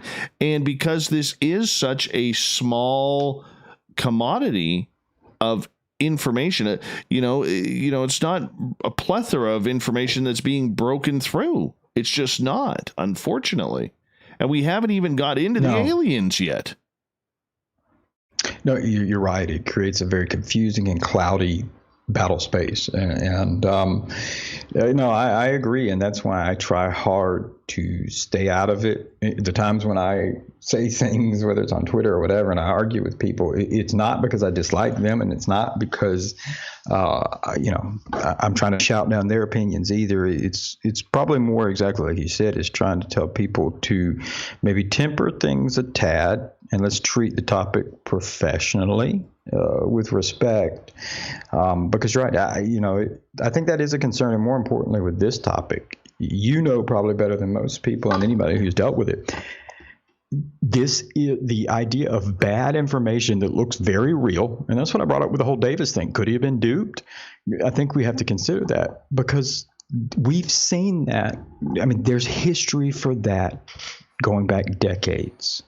So it's not like there's not precedent for it. Why would it? What's different today than it was in the 80s when Paul Benowitz was being fed bad information? Do you think there's anything different today? Do you think the human beings have evolved today than they have from the 80s and aren't susceptible to that? The only thing I would say about that is they don't seem to be killing people anymore. Yeah. I mean, there's hopefully. And I mean that with all due respect, to those who suffered, like Paul Benowitz, right? But I mean, I can't even watch UFO Twitter anymore. And I like people on both sides, as I know you do too. But I mean, the continuous pissing matches are just... I'm not going to say it's childish, because I think that's an easy way out. Just for me, it doesn't do anything for me. It's unproductive, and I just prefer to sit back and read. Otherwise, I get really pissed off. Then I want to respond. Then I'm going to say something stupid that I'm going to regret, but I can't erase it because it looks worse if you erase it. You know what I'm saying? It just looks terrible. Yes. Right? Totally understand what you're saying, and I am in the same boat with you. Yeah. I know that. I realize it, but then at times I find myself still commenting on something, and then it turns into some feud, and I'm like, this is such a waste of energy. Absolutely. And time. All right, buddy, we're going to come back here.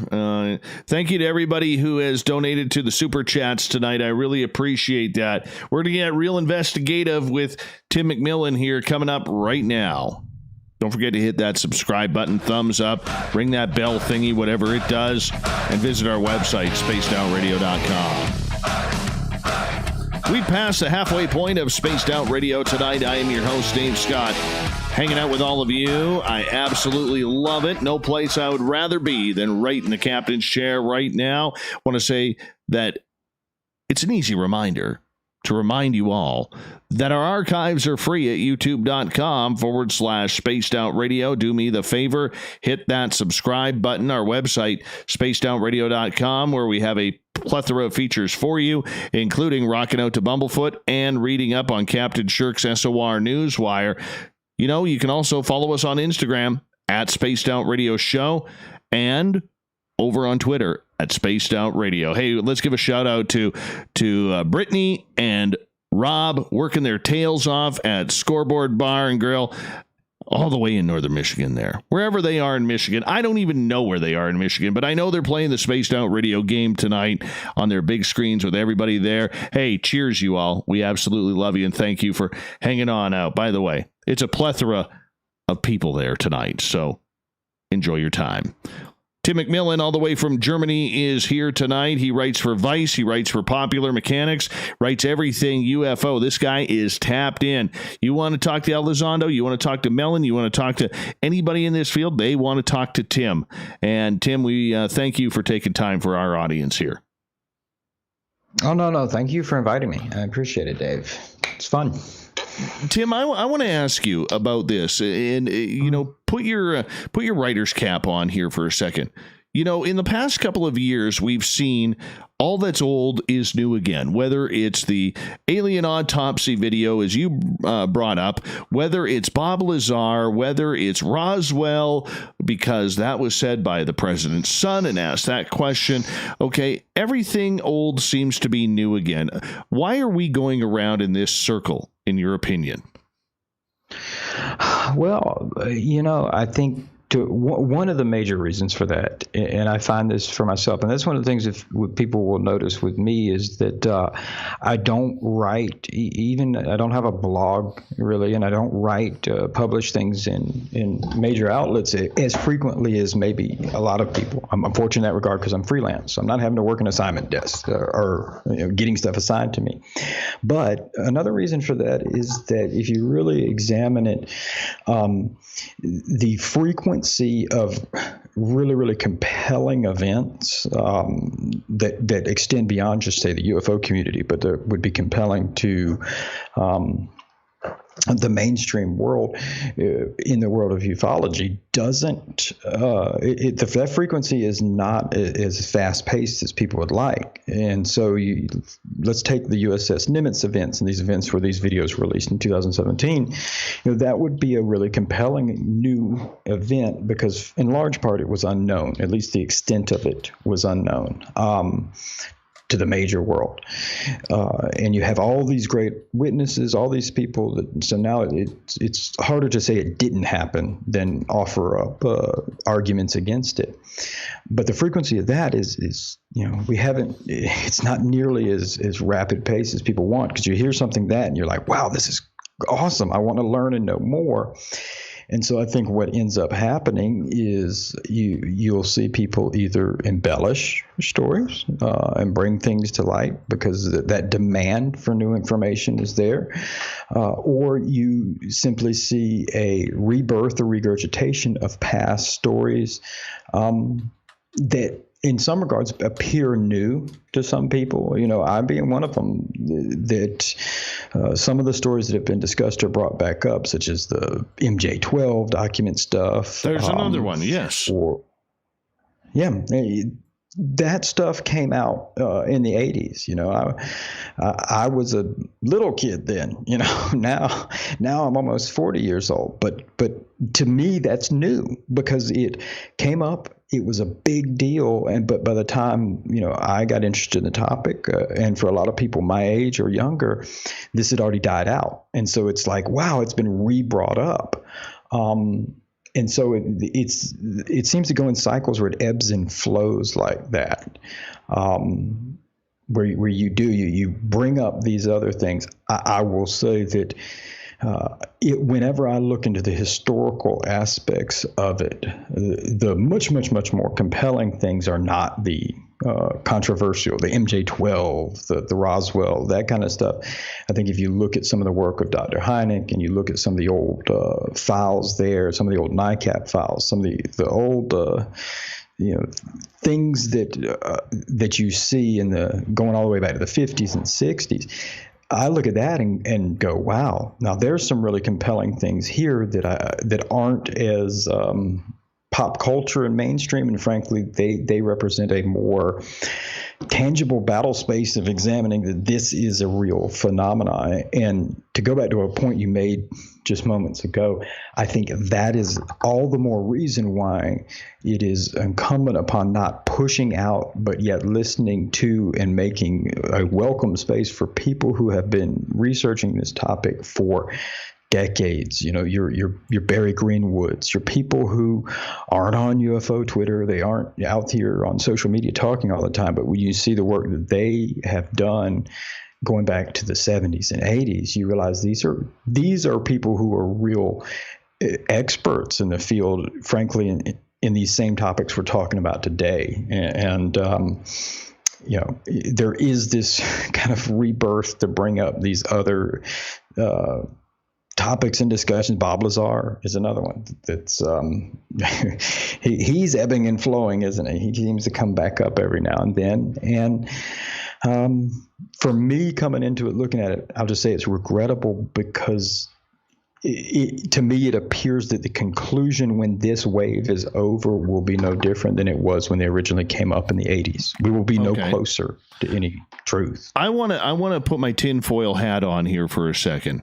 All right. And I want to throw this out and get your opinion on it. What if the reason why these are all being rehashed and restored, into the public eye, that maybe it's because they don't want other topics to come up? There's a lot of secrets out there, Tim. And, you look at Roswell, you look at Kecksburg, you look at Holloman Air Force Base, you look at a lot of these stories that have been brought to light over the years. We don't know which ones are true. We don't know which ones aren't. Some sound extremely far-fetched, with very little investigative journalism or investigative techniques used on them. All right. There is a lot of interesting stories out there. And with everything being old as new again, could this be a distraction from really trying to hide what we really know about as a light example, what happened at Roswell? Nobody's talking about it. Sure. No, I don't think that's as tinfoil hat wearable as you said. I understand you're trying to be tempered there and saying it because the idea of this grand conspiracy by state or non-state actors seems is ridiculed and regulated to being crazy. But whether that aspect of it is true or not is irrelevant. The outcomes are the same, and so I think that is absolutely something that people should consider. There goes another aspect of the Wilson Davis memo that it concerned me, not the context of the actual event as much as the things being attached to it. And we've seen that especially recently, that now MJ-12 documents are being attached to that event. Bob Lazar is being brought out and attached to that event. So you have all of these other things being attached to it that, for the most part, the very serious researchers put a lot of work into it back when these events first came out, came to the conclusion that all evidence said that this was not factual information. This was misinformation, disinformation, hoaxes, however you want to term it. The idea that has somehow changed, I've not seen anything that would change that. And so everything that you're suggesting is accurate in that you suddenly have senators talking about it. You have bills being presented before Congress talking about it. You have mainstream media talking about it. You have people who maybe professional people who are willing to discuss it openly for the first time ever. But then suddenly, if it gets infected by a whole bunch of other things that's just simply interjected in to bring it all down and crashing down, I mean, that's how you do it. And yes. So, yeah. And my point, Tim, my point to all of this is, okay, the more we go down these rabbit holes, and Joe Mergia actually brought up a good point last night. He goes, I never thought I would be a woo guy. He goes, but I'm turning into one because that's where my information, my sources are leading me. And any good investigator will go down that road. I mean, it's like a good scientist. In these fields, we see a lot of opinion conducted and very little science. But a true scientist will go down that road no matter how weird it may be, because that's where the evidence takes them. And I think we're starting to see this with a lot of researchers. People were calling Grant Cameron going off the deep end a little bit because he got into the consciousness aspect of everything. And that seemed to bother a lot of people from his presidential UFOs. We've seen John Greenwald bring out some weird information over the years through his FOIA requests, whether it's about MJ-12, whether it's about Kennedy, whether it's about anybody. And you have to follow that line of where your information takes you. And at this point, the way everything is coming out, and trust me, this is a long way to ask this question, okay, can we really throw out anything right now? Because it's all public opinion. And every time someone says, oh, that can't be true, their next road goes down that same old path. Yeah, no, well, sure. I mean, this topic is a wilderness of mirrors. I mean, that is just anybody who's been in it knows that. And I think that idea of what Joe said, that to some degree, when you get involved in it too significantly and you go down, quote unquote, woo, I think that's you see that with anybody who's been in that serious research field, simply because you do run into a roadblock in which the objective evidence that's obtainable runs out. And so you have to start kind of making sense of that. And there's just this weird, from my own aspect, that I have tried to be as objective and look at this as just a straightforward topic as much as possible. But yet it's an interesting topic that inherently seems to have a trickster element to it, because the moment you think you can place it into particular, very defined space that's just tangible, it's understandable, and relatable, it flips the script on you. You know, I think let's examine the Nimitz events where for me, this is all tangible. Everything's in that space, and you know, nothing's woo or weird other than whatever these objects were is unknown. But then you bring in things like the still unknown, mysterious individuals who showed up on those ships and took all the data. You're like, oh man, you know, who are these people? How do they know so quickly? Who is it? Truth is, they may very well have just been intelligence personnel from one of the arms or branches of government, whether it be ONI or something, you know, doing what they should have been doing. But it also brings in this weird kind of trickster element where there's still this mystery and there's still this ambiguous information there. Unknown. Whether it is UFOs, whether it is Bigfoot, it doesn't anything. Unknown is it's a stressful and chaotic place for the human mind, and we inherently want to fill that space with something we can understand and relate to, because the idea of just completely unknown is uncomfortable. And so, with this topic, to date, all roads still lead to unknown if you're going to base what your opinion or beliefs are on your hard fact proof evidentiary value. At least for the people that also haven't had more personal experiences. You know, I know there's quite a number of people who have had personal experiences, not just seeing UFOs, but actually what I'm going to lump in to call experiencers. And they have a much more personal experience with some of these things. And I think that, you know, for me, if I had those same compelling experiences that others have had, you know, my views of all of this would be completely different and understandably different. So it's hard because you have some people who are experiencers that have experienced things that are life-changing, compelling, and others that haven't. And so it makes it just difficult because of that.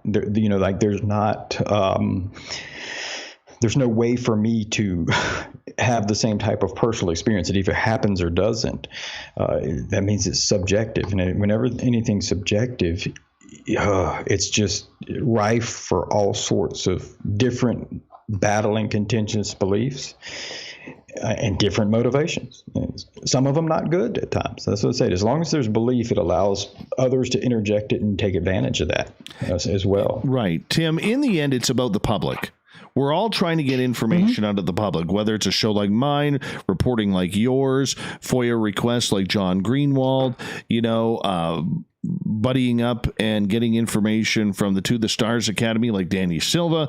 You know, we all have our little niche and role that we're trying to be very productive in this. But when it comes down to the public, they don't care. They just want answers because they're frustrated in this 24-hour news cycle of seeing everything get rehashed, everything come back. They're tired of the bickering.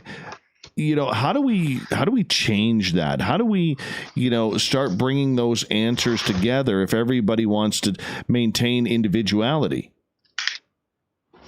Oh man, that's a tough question to answer because I have my opinion, but yet I caveat it and acknowledge that's just my opinion. Any person can be wrong, and I'm wrong all the time in life, and I think everybody's wrong all the time in life. And so, how do we go about that?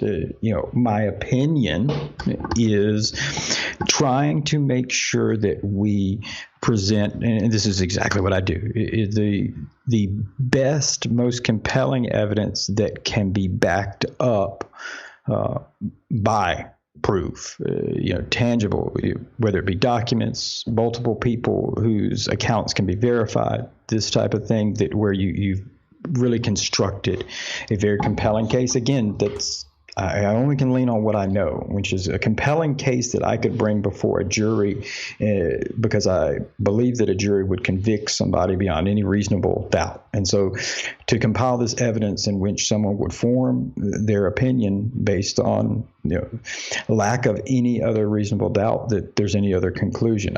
To me, that's how I go about it. That's how I go about it in trying to make it something where the topic and field is not as much in the domain of belief as it is in the domain of where anybody can look at it and go, that appears to be self-evident truth, and go on from that.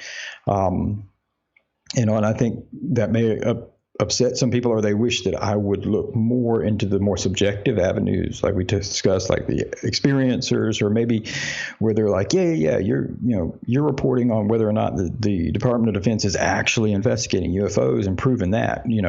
We're beyond that. I want you to prove where the Roswell crash is or the alien bodies. And for me, it's kind of that whole, you got to crawl before you can walk and walk before you can run type thing. And so I'm trying to catch up to that crawling and walking stage for the general public, because I think that's for anybody who hasn't spent any time investigating or looking at the topic, to jump from being told that there's this stigma that UFOs are hokey and it's just a fringe topic and people who believe it are just, the outskirts of society and magical thinking, to jump from that kind of idea into not only that there's crashed UFOs or that there's alien abductions, to jump from that place is a huge leap. That's a lot to ask of somebody. And so I try to start from that vantage point of where you progress along that to where we eventually reach that idea. Is there crashed UFOs? What is going on with people who have said they've experienced abduction experiences or personal experiences? I kind of follow that same path of how to some regards, you're watching me in my evolution in personal growth with this topic. Yes, I will say that. I've never really heard you want to talk about especially the experiencer side, because you've always tried to maintain that foray that you got to separate the two, but now you're starting to bring them together. I find that intriguing. Yeah, well, and that's what I'm saying is very genuine. I try to be as transparent and honest with people about this as possible, to the point where I overly emphasize things where I'm like, this is just my opinion, or this is why I think this, because I think that's the other thing that's important, is that people have that evidence that shows how you come about your opinion or belief. And what I said is true, that you're watching the evolution of somebody, myself in a way, that goes from seeing something interesting they can't explain in the sky years ago, examining that topic quietly, researching it quietly for a number of years, stepping into the public arena and following this progression to where you're like, okay, now the idea that there is something, devices or objects of unknown origin that are flying around out here, there's compelling evidence to show that is true. So then you're progressing up that kind of thing. And you're right. The idea of experiencers is something I have never just outright dismissed. I think that's not fair to ever dismiss that, because there's no good reason to suggest that it's not real. I have not seen the evidence, the counter evidence saying you shouldn't dismiss it. And so the idea that if you have objects of unknown origin, those are real. These are flying around. Can you rule out all of this other? But that's the point. Not everybody can be wrong. David Adair testing missiles, that land in Area 51 can't, and I'm using examples. Clifford Stone, another one, even, experiencers like Betty Barney Hill, Travis Walton, all of these people, Paul Hellyer, can't be wrong. There has to be an element of truth in this, as we got about 90 seconds to go.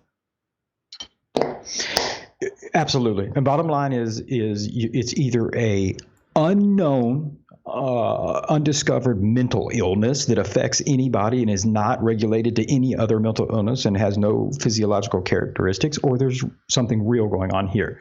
I believe that if you believe that first explanation, then prove it. It has never been proven. And therefore, the latter explanation, that there's something real here, absolutely is on the table. So, you can't, if you believe that it is not real, then prove why you would have, just like you said, a vast number of individuals, totally diverse backgrounds that have given the same type of accounts. And so, prove it. Well, that's what we have to do. But okay, then it comes down to that age-old question: what is proof?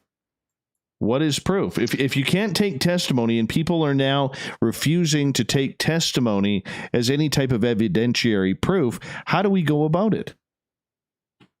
Sure. And when I just said prove it, I want to make sure that I caveat. I'm not talking about the people who said they've experienced prove it. No, I know that. The burden of proof should.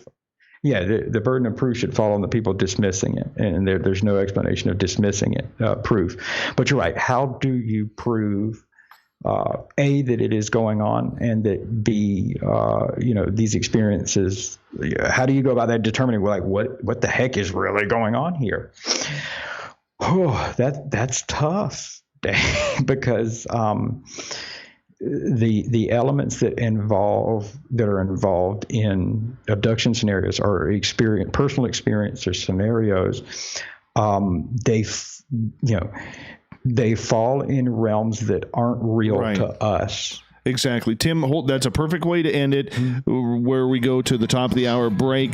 Tim McMillan will be with us another 30 minutes on Spaced Out Radio. We continue the UFO talk, the experiencer talk, everything UFO tonight. And then we got the news wire coming up at the bottom of the hour. Yes. No news, just Dave talking. Hour 3 next. Tim, I'm just going to run my dogs out one more time. I'll be right back, okay? Cool. Yep. All right, we got 6 minutes. We all know on Spaced Out Radio we love a good beard and mustache. So why not take care of your facial hair with Mighty Moose Beard Oil? Made in Canada, we're taking care of beards and stashes around the world. We use 100% natural ingredients with our oils and balms to make your whiskers feel silky smooth. Use promo code SOR2019 at MightyMooseBeard.com today.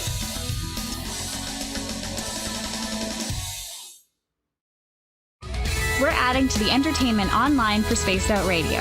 I'm Amber Beckard, and I want to invite you to subscribe to our YouTube channel and check out Cryptid Tales, where I will take you on a journey into some of the strangest legends and lore from around the world, relaying the stories to you of the strange creatures and experiences that people have had throughout time. You can find Cryptid Tales at youtube.com/Spaced Out Radio. And while you're there, don't forget to check out our free archives and leave a comment. See you there.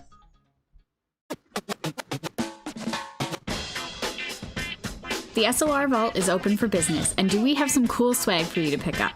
All you have to do is head over to our website and click on the SOR Vault. You have a variety of cool logos to choose from, and put them on anything you want. T-shirts, hoodies, hats, coffee mugs, you name it, we can get it to you. So do your shopping by supporting the store you love. Get your Spaced Out Radio swag at the SOR Vault today.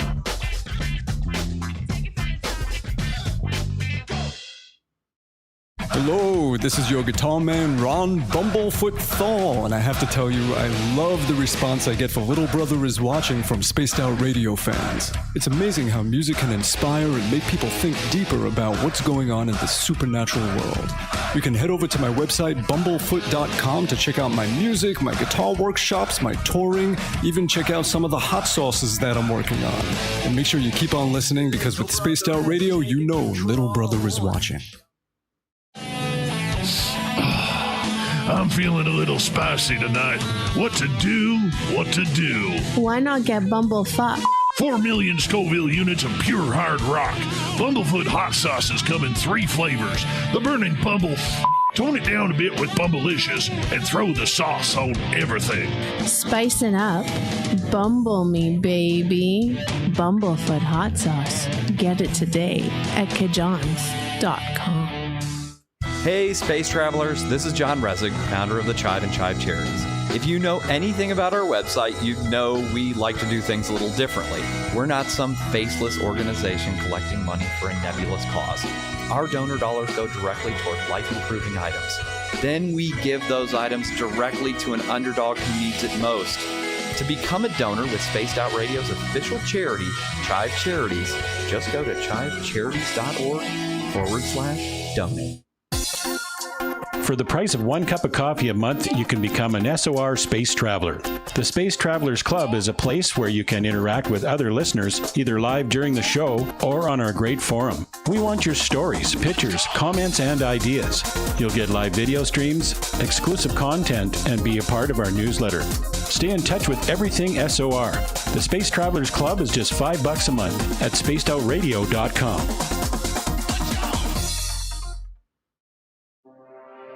We are scouring the world for the most intriguing stories of your day. Take the time to read up on the SOR Newswire, where our team, led by Captain Shirk, will deliver to you some of the best paranormal and supernatural news, along with some stories that will blow your mind from the weird to the wacky. It's the news outside the news that piques interest, and that's what we're looking to deliver to you. The SOR Newswire, only at spacedoutradio.com. Well, I had the space station fly over while I was looking for Neo Eyes. My dogs were outside. Got a picture of them, put it on Twitter. And oh, that's cool. Yeah, I can't see Neo Eyes. I got to cut my neighbor's trees down. I have to. He's a logger. He won't miss them. No. Yeah, and plus, being up there in Canada, you cut them down and you can share the firewood, man. Oh, that's shitty wood. Shitty wood. Yeah. I am getting ready, though, pretty quick here. I'm going to start the old trek into the forest to start prepping for winter. A part of me is envious because it sounds so rugged and manly and you could survive in the event of an apocalypse. Oh yeah. Then a part of me is like, God, I don't know if I want to trek in the woods and chop down a tree. No, dude, I don't take live trees. It's illegal here to take live trees. You can only take you can only take dead trees, whether they're standing or fallen, and only certain kinds. I take the ones I love the thrill of falling a tree because there is something manly and masculine about that. But I usually take the trees that have already fallen because to me that's more of a fire hazard than the ones that are standing. Mm-hmm. Oh, yeah. And the ones that are standing could have, holes in them for nests for different types of birds or animals. So I prefer to take the ones that are already on the ground. And I have a honey hole that I go to that there's just so much wood there, dude. I could be there in the next 100 years of trees that have fallen that I would never, ever run out. Like I said, there's something to be said about that, and in the event that all of our nice modern commodities we're accustomed to suddenly cease to exist, that you could still survive. I could still get my house up to close to like 100 degrees, so that's all right. All right, we're gonna come back here momentarily. Thank you, Davey, and the rest of everybody who has donated to the super chat tonight. I really do appreciate that. 145 people tuned on in right now. We're gonna kick off hour number 3 coming up right now. Music is on. With us? Don't forget to hit that thumbs up. Radio.com for all your latest show info. Now, back to Dave Scott and SOR. Here we go with the third and final hour of Spaced Out Radio tonight. I am your host, Dave Scott. Thank you so much for joining us. It was kind of cool. Took my dog outside so he could do his thing, stare up at the sky right over SOR headquarters. The space station flies over. Love it when that happens. Beautiful synchronicity. We welcome back everyone listening in on our terrestrial affiliates across North America and on TalkStream Live and Revolution Radio digitally. Our archives are free at youtube.com/spaced out radio. Just do me the favor, hit that subscribe button. The Desert Clam has set the password for tonight in the SOR Space Travelers Club. Oh, where is it here? Basilicide. Bacillicide is your password. Use it wisely, space travelers, as the clam sets the password each and every night right here on Spaced Out Radio. Our website is spacedoutradio.com. We have a plethora of features for you, including rocking out to Bumblefoot and reading up on Captain Shirk's SOR Newswire. Follow us on Instagram at Spaced Out Radio Show for your daily updates, and on Twitter at Spaced Out Radio. Final time tonight, we introduce Lieutenant Tim McMillan. Writes for Vice, writes for Popular Mechanics. His main topic du jour, let's get into some UFOs. Let's get into some aliens. And right before the break, Tim, we were talking about all of these old stories that are coming back forward and whether or not they need to be investigated, reinvestigated, whether there is something new. I mean, we look over the last couple of years. I mean, even recently, like very recently, we had Joe Rogan talking to George Knapp and Jeremy Corbell again about Bob Lazar. I mean, this is a story that just won't die. I mean, is there more to it? How do we get more information when the same information keeps coming back? Good question. Because you're right. You see these rehashing of stories, and I think it, to some degree, one of the things that I'm a big advocate of is trying to tell people not to become limited to simplistic thinking when it comes to any of this stuff. And so when I say engaging complex thinking, that maybe even involves ideas that people associate with woo. All right. But, there's a host of things that at one point in time throughout history were considered or regulated to woo, because they just weren't understood. The sun rose and fell because, some deity or something brought it up in the sky. Now we define that in much more scientific terms. And so the idea of woo or paranormal in a lot of ways is not, or very much isn't crazy. It just means anomalous or not understood. It's not been defined in ways that we're comfortable with. And so how do you get past regurgitating the same things is understanding that some of these same things don't seem to be giving us any more clear understanding.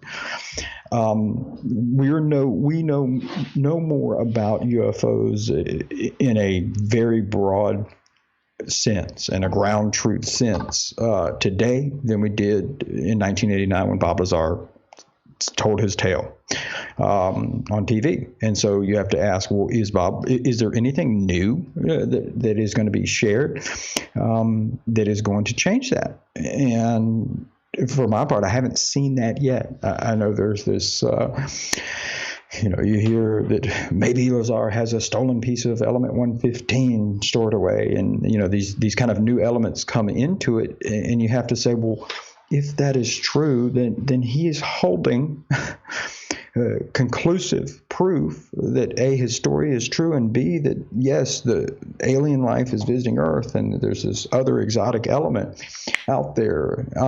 Why isn't he sharing it with the world?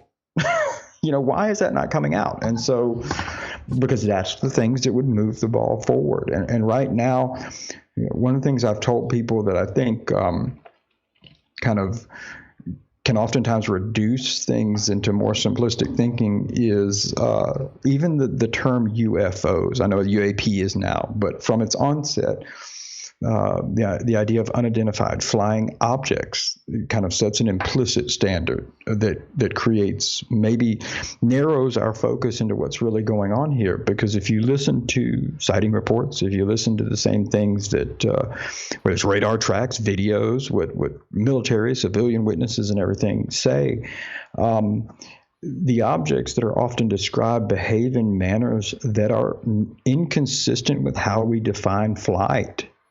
They're not flying. And that sounds crazy because by dictionary definition, they're flying because they're in the air and they're moving around. But in terms of how we define flight in physics with lift, propulsion, thrust, these objects aren't doing that. They seem to be impervious to the effects that we don't know how to compensate for to engage in the same types of flight. And therefore, by scientific definition, they're not flying. So what are they doing?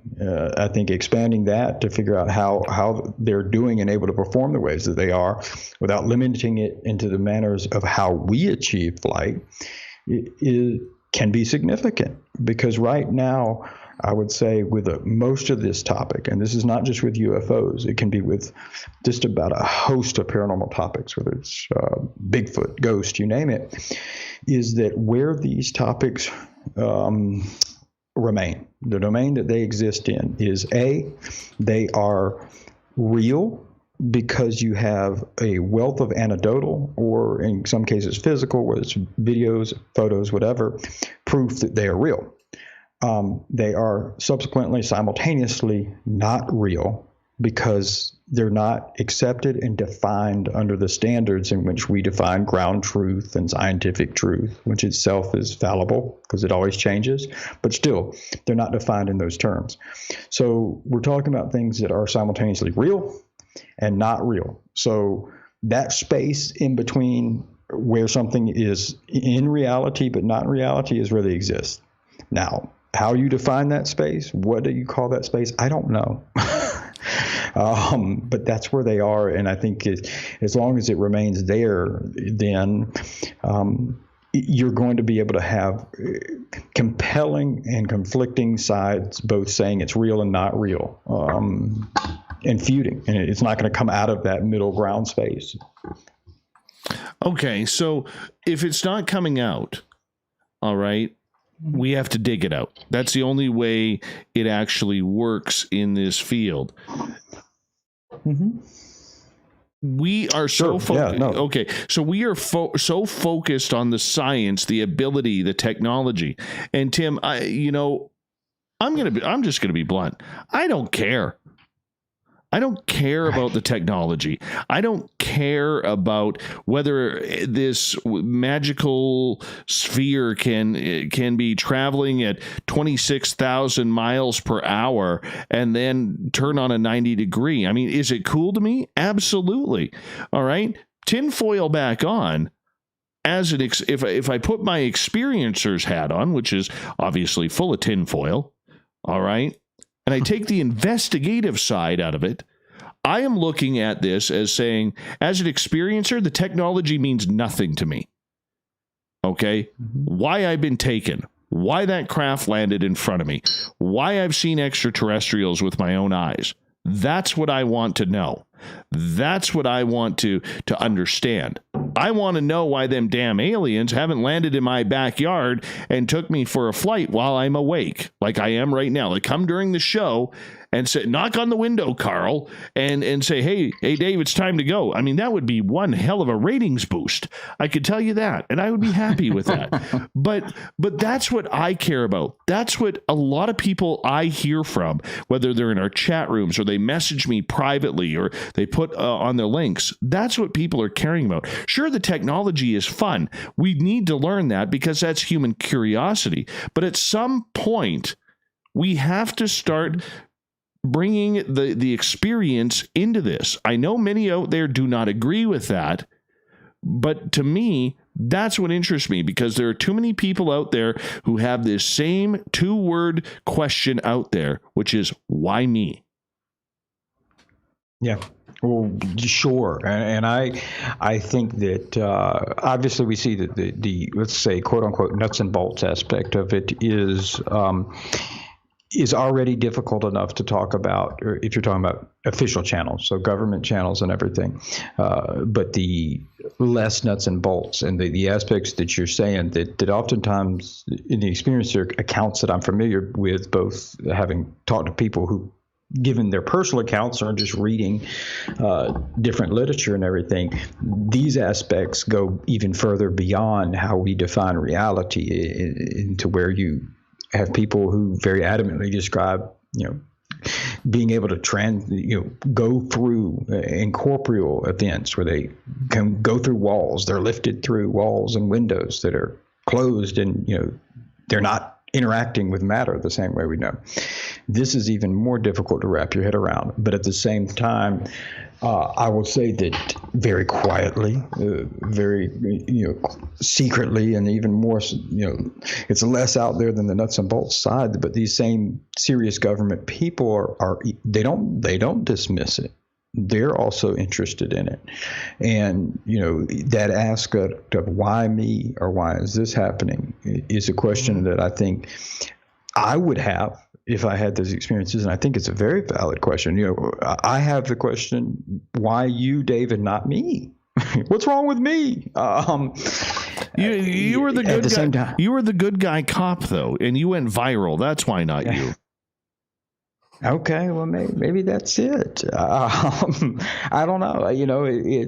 At the same time, some people don't describe, there's different variations. They describe these experiences positive. Some of them describe them as negative. So I don't know. I say, why not me? But then if I wouldn't want to have some of the negative experiences people have.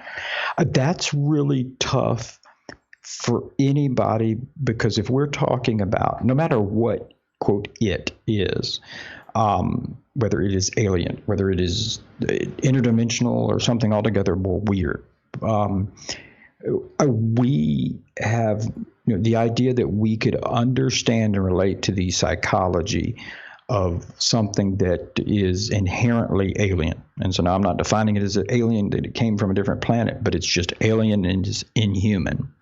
That's hard. Because how can we? We can only relate to what we can relate to, and frankly, that was a lot of that. Was my primary interest, and still a significant interest of mine before I started getting into the journalism aspect of the whole UFO subject. Is my academic background's in cognitive psychology, and so I spend a lot of time researching and thinking about how do we perceive and interpret and deal with things, aspects in our environment or events that aren't, quote, real to us by defined reality, events that we lack any experience to associate with, events that we lack even the semantic language to define. That in itself is very significant. People don't realize it. I've said this multiple times before, and people are like, what? And then they Google it, and they go, oh, my God, it's true. But there's a host of empirical evidence that shows that human beings couldn't perceive the color blue up until about 2,000 years ago. And so there's a huge chunk of human history where we did not see blue. Sounds crazy. The sky's blue, the ocean's blue.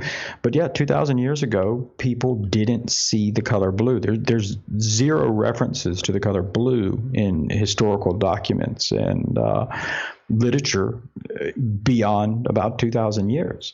And so, the leading theory there is the fact that blue was never described is that people didn't perceive it. And I won't go down this whole rabbit hole of explaining some of the science that's gone in more modern times to prove that, involving disconnected lost tribes type thing, people who are disconnected from any modern civilization who have demonstrated that they equally have a problem perceiving the color blue. But that in and of itself is good evidence that shows that the reason people couldn't perceive the color blue is because they lacked the language to define it.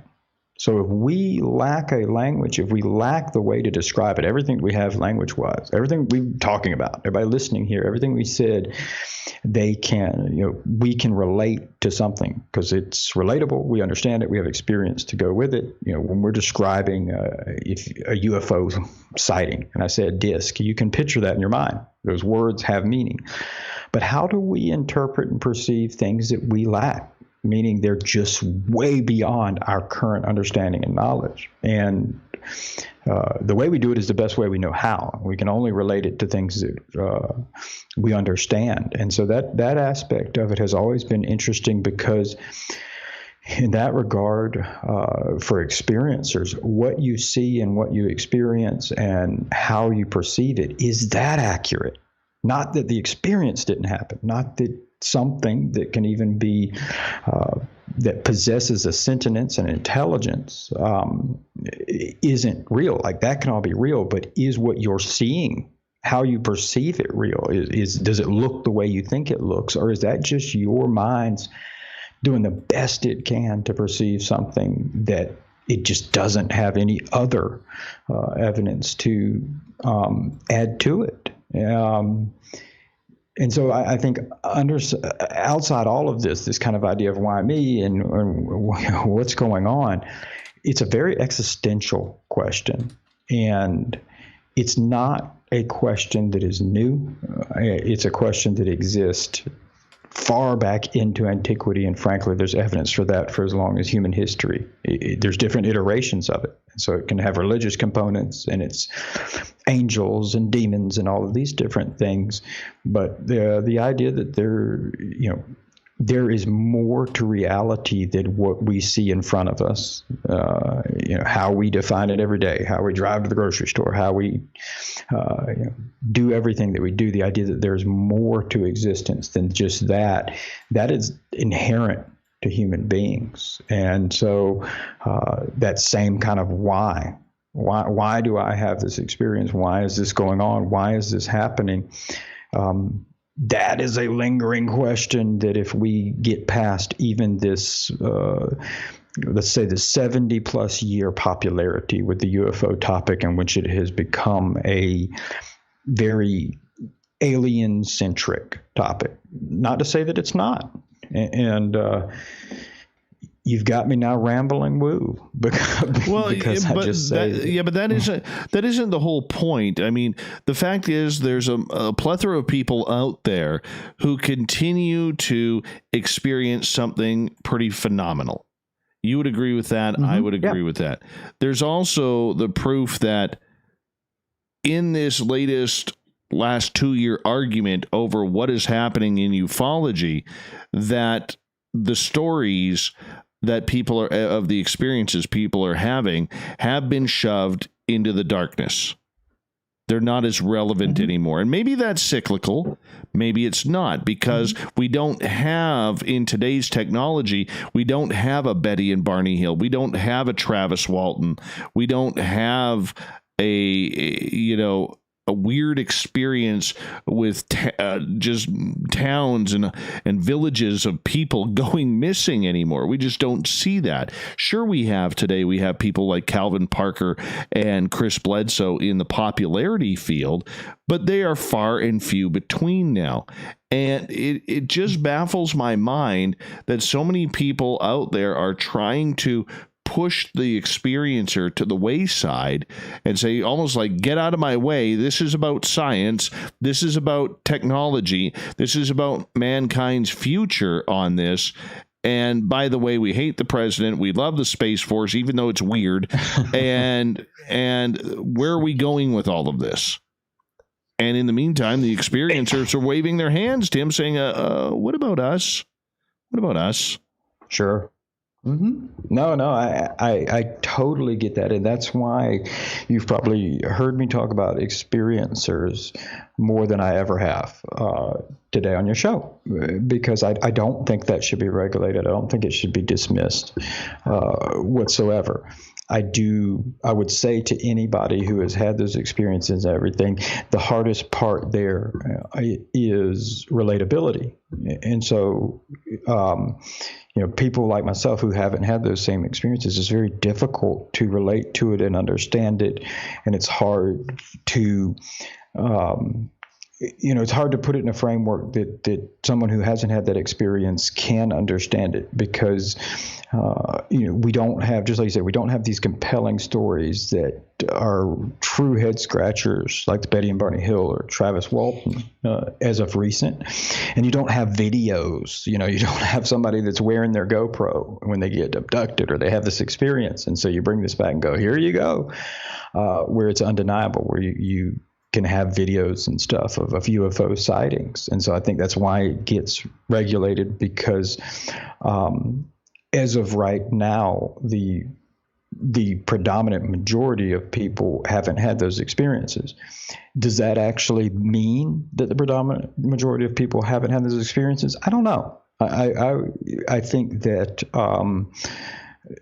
that probably a lot more people than we realize have had those experiences. But because of the personal nature of them, or the fact that, to some degree, I would imagine if I had the same experience, this idea, even in my own mind, struggling with, is this real? Did this really happen? It probably goes on. And so that in and of itself reduces the likelihood that you want to come out and talk about it and you want to bring it out in the open and really demonstrate how many more people actually maybe are going into this than people even realize. But for me, I will say Dr. John Mack's work was really interesting, and I still find it because he's very credible, and I would say I can understand and appreciate from his point of view that he came into examining the experience or abduction experience from the stance of a clinical professional, in that, hey, it's got to be a undiagnosed mental illness and I'm going to solve it, to realizing, no, there's something here. It is not a mental illness. And for me, that's very, very, I would encourage anybody that's, dismissive of the idea and people's personal accounts to read either of Dr. John Mack's books or look at some of his work, because he provides a really interesting and compelling argument for someone like myself who hasn't had the same experiences that he approached it in a scientific way and walked away with that. I definitely don't. I don't think that should be dismissed, because, as you kind of pointed out, potentially the experiencer is the one who holds the key to maybe more understanding about all of it. I agree with you, my friend. We only got about 30 seconds left, Tim. How can people get a hold of you, find your articles? You can find me on Twitter at LT Tim McMillan, or I have a website, www.lttimmcmillan.com. And so either one of those places, my email's on my Twitter feed or my website. Anybody's always welcome to reach out to me. I try to answer everybody, so I try to be available as much as possible. But yeah, either one of those sites, feel free to check out and reach out. Either tell me I'm a POS or share a story or whatever you want to do. I appreciate that, Tim. It's always a pleasure. I really enjoy our private phone calls and talking. We haven't done one of those in a long time. It's about time that we do one of those. Tim McMillan, everybody, on Spaced Out Radio. Coming up next, I'm going to get a little personal here to the top of the hour, if you don't mind. We'll be back with more Spaced Out Radio coming up. Hey, brother, I appreciate that, man. Hey, dude. Really appreciate that. Man. And I do have a couple of things I want to pop by you here privately. I'll try and get a hold of you later this weekend or next week or something on it, if you're available. Sure, man. You do, just reach out, man, anytime. And like I said, I'm busy, but man, I always try to make time for you. So yeah, let's catch up, man. It has been too long. All right, brother. All right, man. Take care. Have a great morning. Take care, dude. Bye-bye. You too. That was a fun interview. All right. Alex, hanging out with Davey tonight, man. Thank you so much for checking us on out. Really do appreciate it. And thank you. I hope you join us in the chat room one night, because we like to woo it up around here, man. Love to woo it up. Hey, what's happening at the Scoreboard bar right now? How many people? Do we still have over 100 people in there? Right? I need to investigate this. This one doesn't count. Okay, this one doesn't count, but we had a few Georgias. How many tequilas did you have to serve tonight over that? That's kind of cool. John Hudson, welcome back to the show. Thank you. Appreciate you, man. And thanks for your kind words on Twitter over the last couple of nights on the shows we did, man.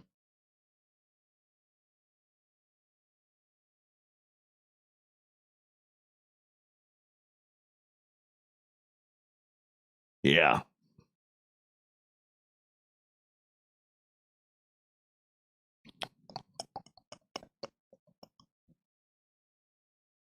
That'd be a good t-shirt. Woo Crew.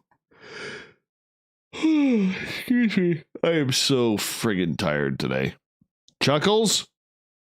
Where's your beehive?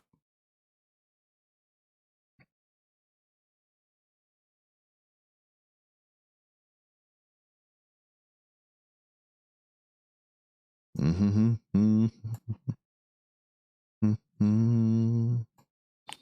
do do do do do do do do Do do do do do do do do do do do do.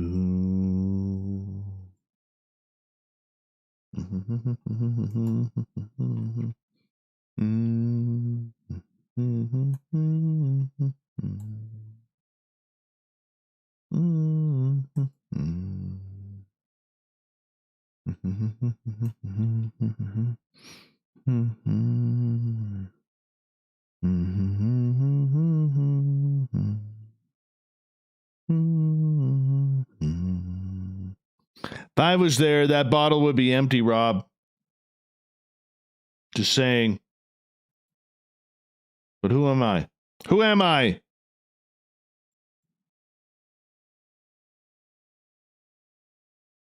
Do, do, do, do, do, do, do, do, do.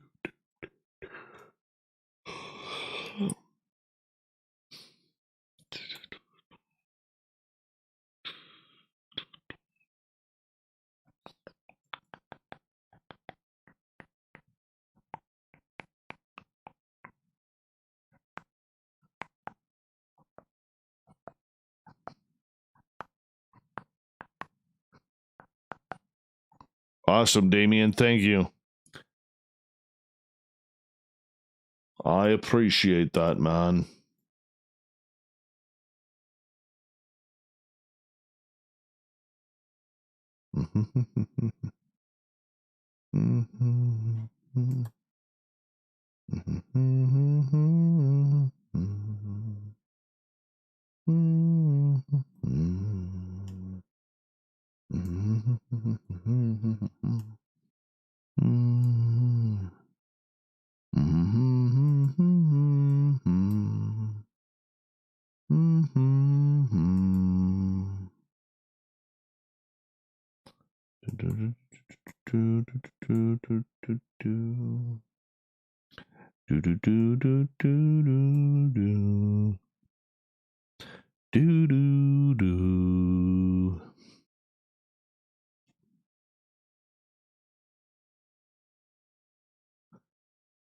You guys are way too kind. Way too kind.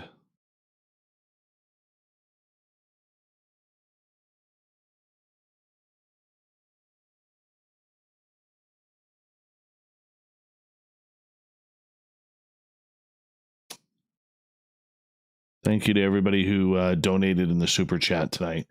I really do appreciate that, man. % natural ingredients with our oils and balms to make your whiskers feel silky smooth. Use promo code SOR2019 at MightyMooseBeard.com today. Thanks, Brent and Blake. Appreciate that. I'm looking forward to it. Hopefully I didn't scare you away with this one.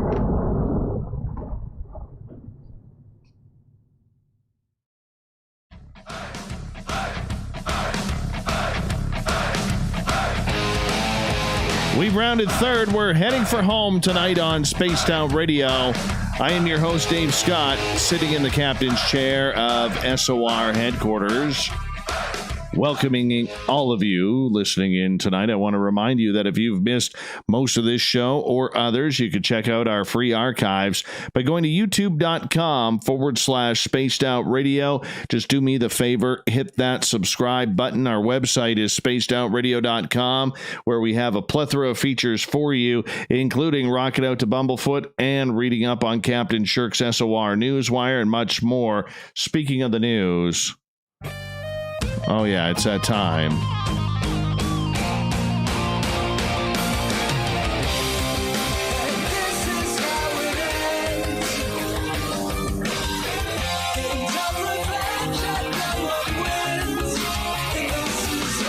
Now, normally we go through the SOR Newswire at the back end of every show, where we get to the weird, the wacky, and the strange. All of our news is put together by Captain Shirk, who reads and writes and runs the entire SOR Newswire. But I started a new tradition last year, okay, on July 17th. And this is something that, I don't normally take a lot of time for myself to kind of break everything down and what happens. When you do a show like this, it's almost very inhumane. You try and have feelings. You try and, be a voice of reason. And trust me, this is something that is very difficult to do because in the end, you're an entertainer. Okay, you're a face on YouTube or you are a voice on radio or podcasting, and that's what people listen to. They want to hear the weird stories. They want to play games. They want to listen to, a lot of interesting encounters, whether it's Bigfoot or ghosts or anything that goes along those lines. But on July 17th, and this is going to continue as long as we do this show, there will be a little bit of dedication. And I'm going to take some me time here because I don't normally. Now, when we broadcast, all right, this is a stressful show. It really is. I put my heart and soul into this show. And a lot of people do. I think of Spookles, the cat who does our social media, Catherine, who did our social media previously, Amber, who does the Cryptid Tales, Gail, who does all of our news, Corey, who does all the bookings where I don't even have to worry about it anymore. All right. My private investor in SOR Media Ventures. Okay. Ron Bumblefoot Thal for providing the music. Bob Davis, who gives us a great voice to intro me coming out of the breaks. There's a lot of people over the years that have helped out to get us where we are, and the opportunities that we have had from our radio stations and people who are helping expand our audience and our YouTube channel and everything. And normally I don't like to talk about me because that's not what the show is about. It's not about my experiences. It's not about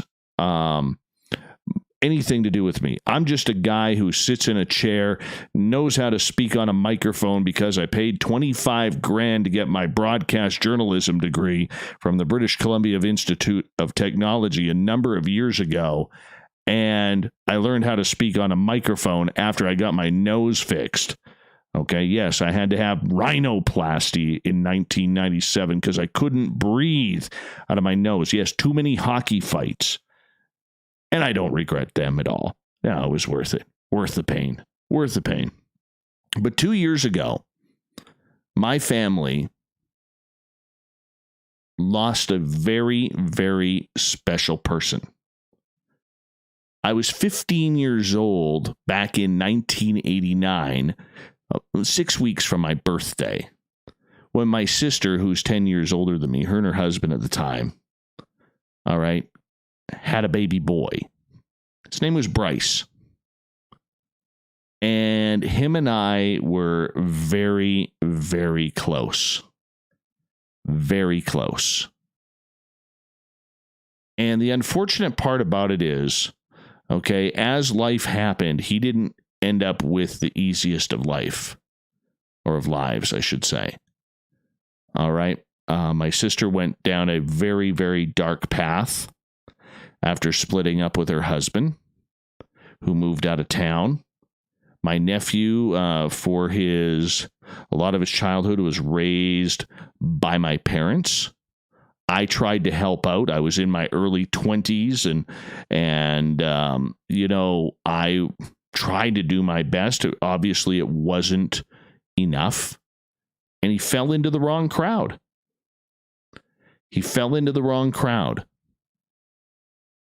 Started becoming a tough guy in high school. And sometimes the wrong people, they look for that.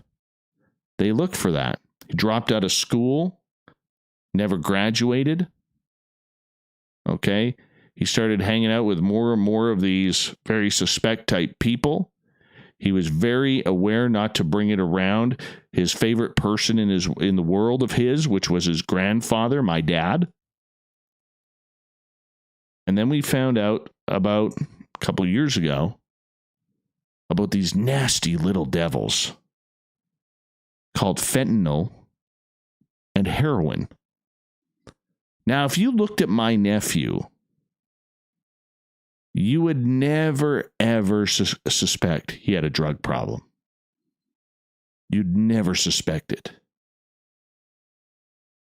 He was very, very much into working out and looking good.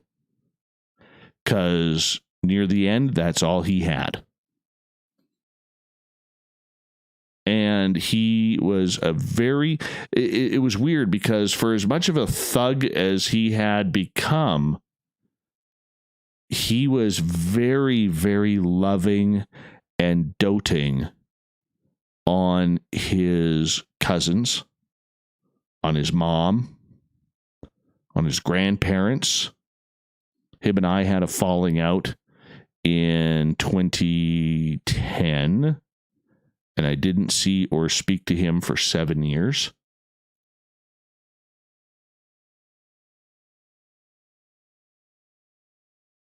All because I was trying to help him. And he went the other way. And I told him that was his one shot. I had to try and show him that tough love because I was the uncle that he respected and loved. But I had a family too. And I didn't need any of those problems coming into my house. So, anyways, 2 years ago, 2 years and 6 weeks ago, my dad called me up in tears saying that my nephew was living on the streets in Port Coquitlam, British Columbia, in a tent city, and he was jacked out on heroin and fentanyl. And I said to my dad, I said, go get him. Because my dad didn't know what to do. He was freaking out. He's like, what do I do? What do I do? And I'm like, Dad, you got to go get him. Like, you have no choice. I said, go get him. And he's like, well, where do I bring him? I said, you bring him to your house, Dad. I know you live in an over 60-year-old or 55-year-old complex, but you bring him to your house. Just like you would any of us. My dad called me back 3 hours later. He picked him up. And that was the road to rehab again.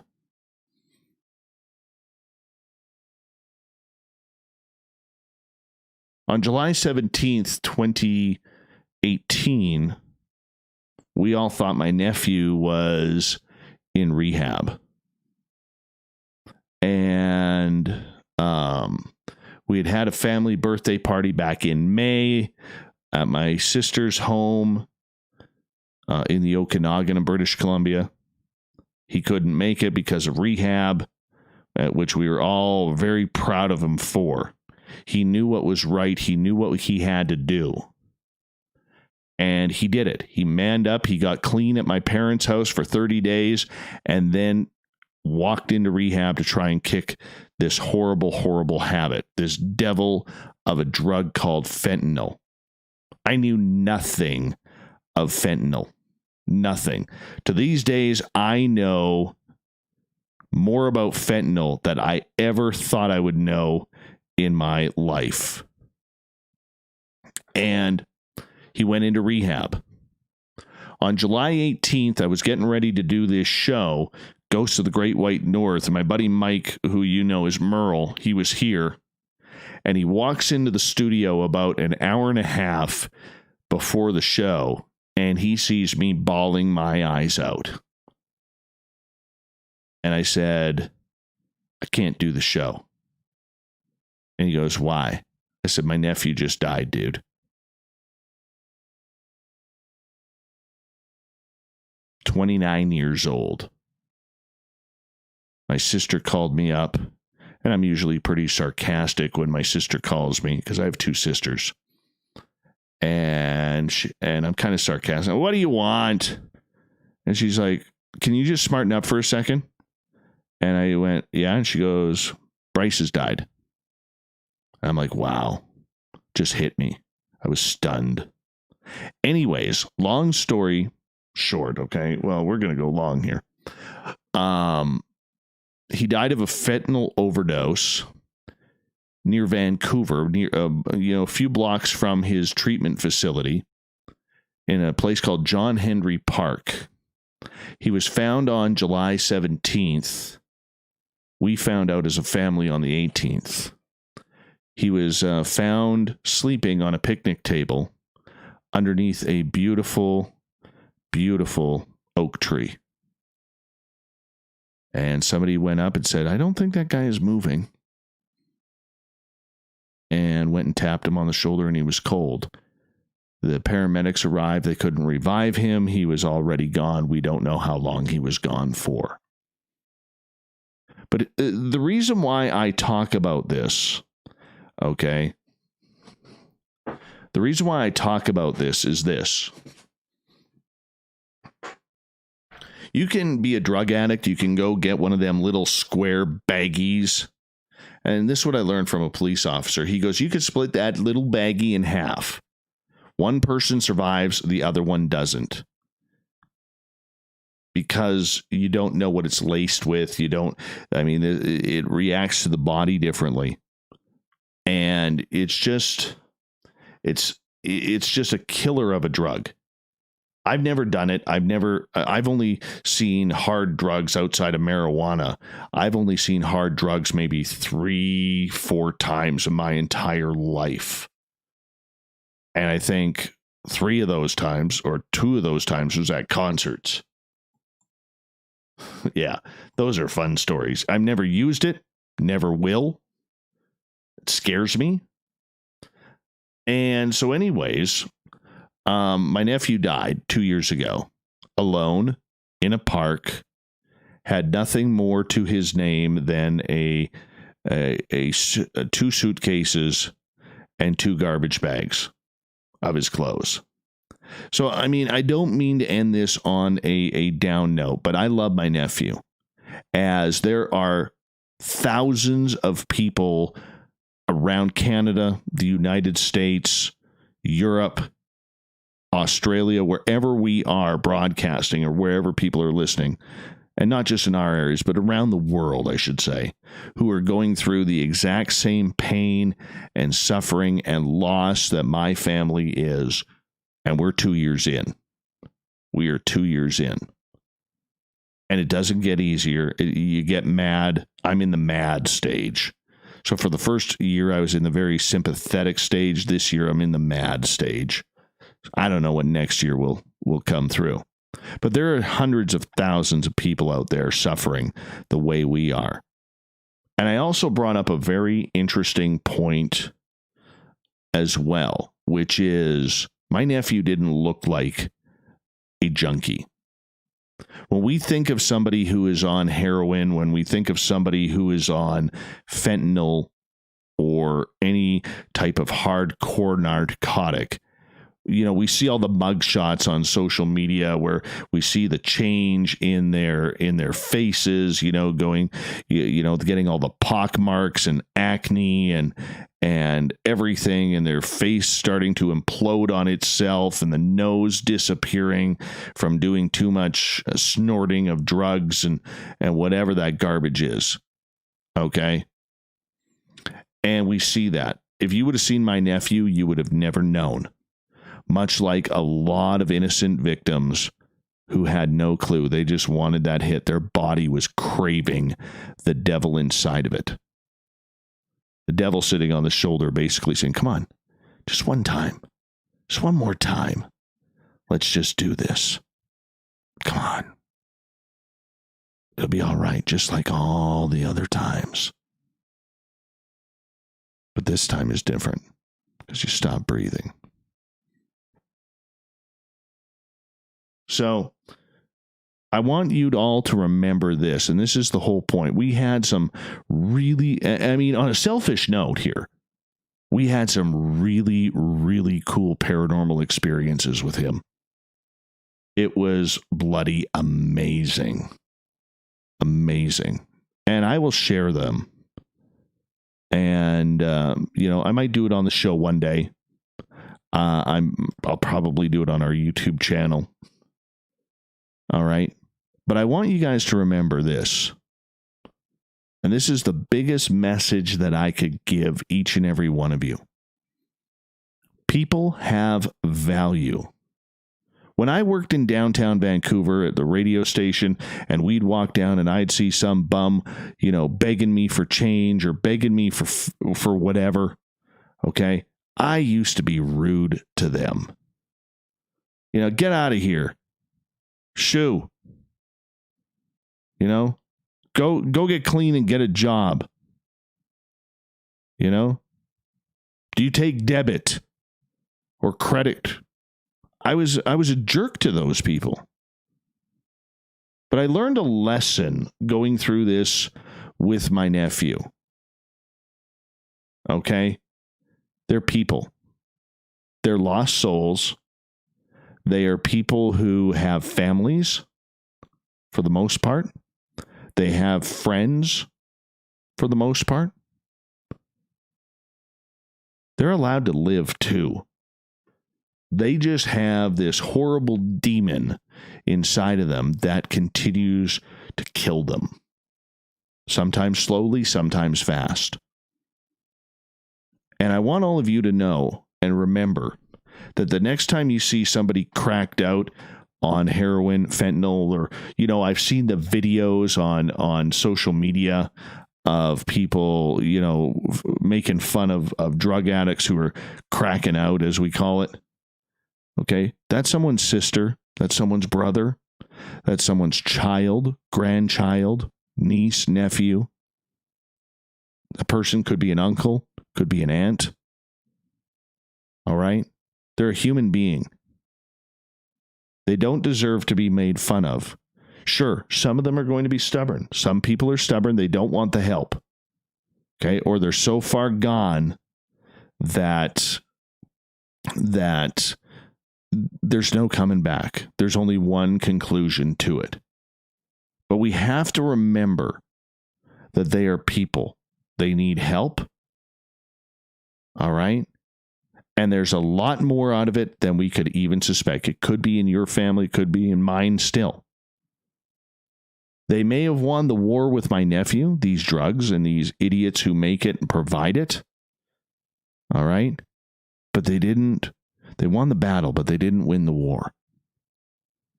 And treat people humanely. And if you're an addict, if you are an alcoholic, if you are suffering from depression and anxiety, if you are suicidal, get help and keep fighting.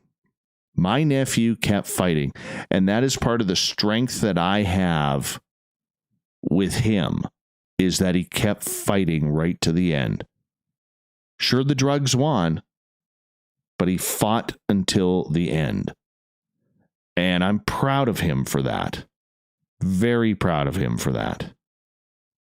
Right?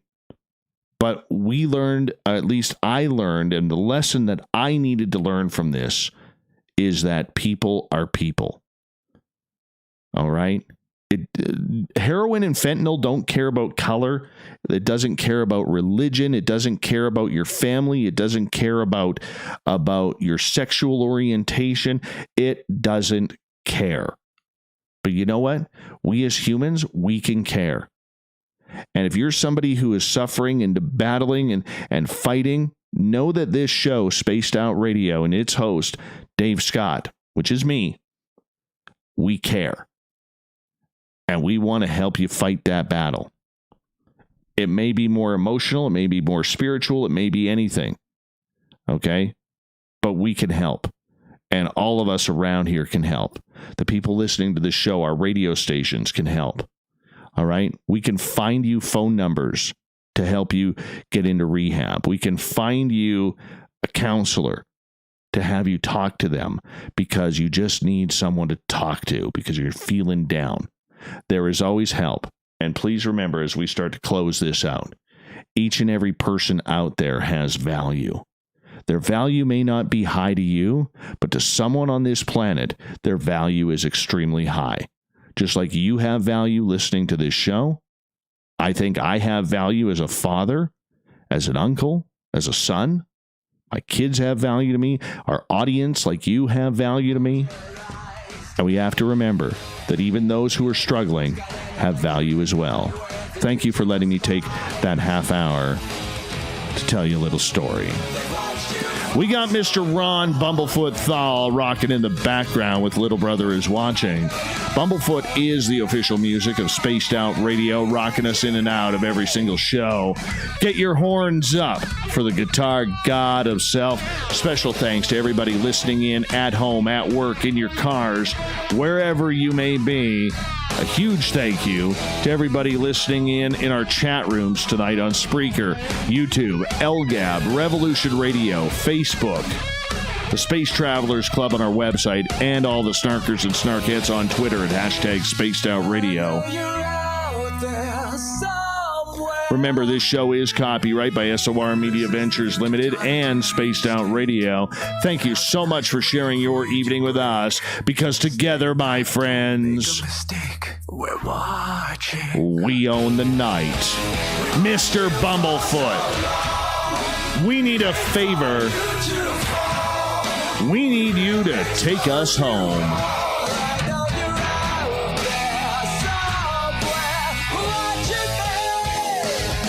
And hey, Stu, if you're watching Uncle from the Stars, I love you, kiddo. I miss you every day. Continue to own the night with us, will you? I love you. Good night.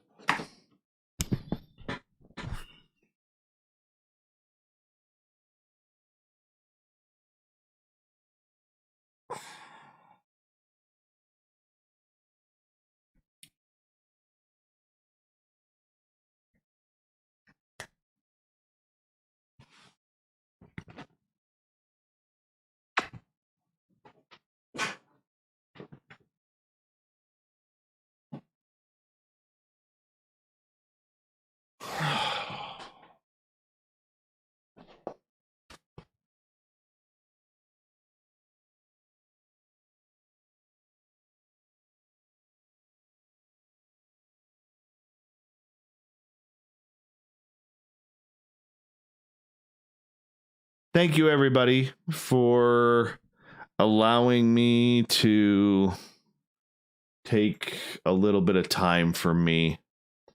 I miss that boy. I miss him bad. And I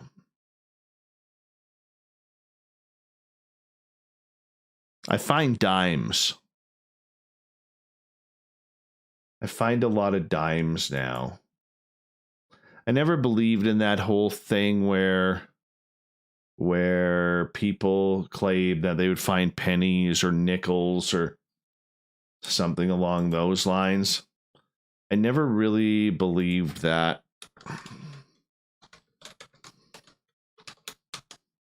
I believe it now.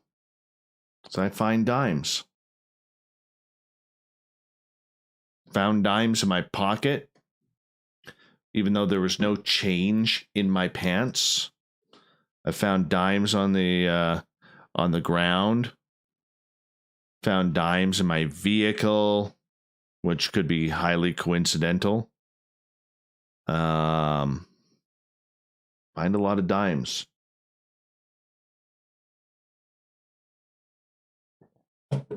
When I'm just going to take a little break, a little me time here. And I'm downloading the show. When I come back, I'm going to tell you about some of the paranormal stories that happened after his passing. Because they're pretty cool, actually. They're very cool. So give me a couple of minutes here. I'll be right back. I'm not going anywhere, and I want to tell you these stories because they're pretty cool, man. They are really, really cool, and it gave my family a lot of help knowing that it was almost like he was still with us. So I'm going to tell you those stories because I think you guys will enjoy them. And I hope you don't mind me telling you.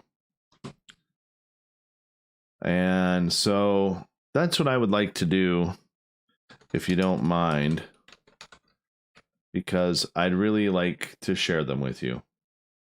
And it might be a little emotional for me. And I know that that you're not used to seeing that side of me, but you know, I guess fuck it. I'm allowed to be human sometimes. You know what I'm saying? I'm allowed to be human. And hey, don't forget, 1 o'clock in 1 hour from now, we're all going to go over and meet up in actually 56 and a half minutes from now. We're all going to go over and we're all going to meet up in the third phase of Moon room because they got a new video out and I'm included in that again. I love those guys and I thank them for allowing me to be a part of that.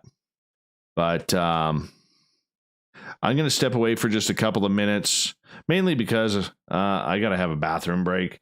And I'm just going to go catch my breath here, and I'll be right back. I know there's 118 of you. I hope all of you are stick around for a couple of minutes, and even though there'll be like nothing going on, it'll be dead air.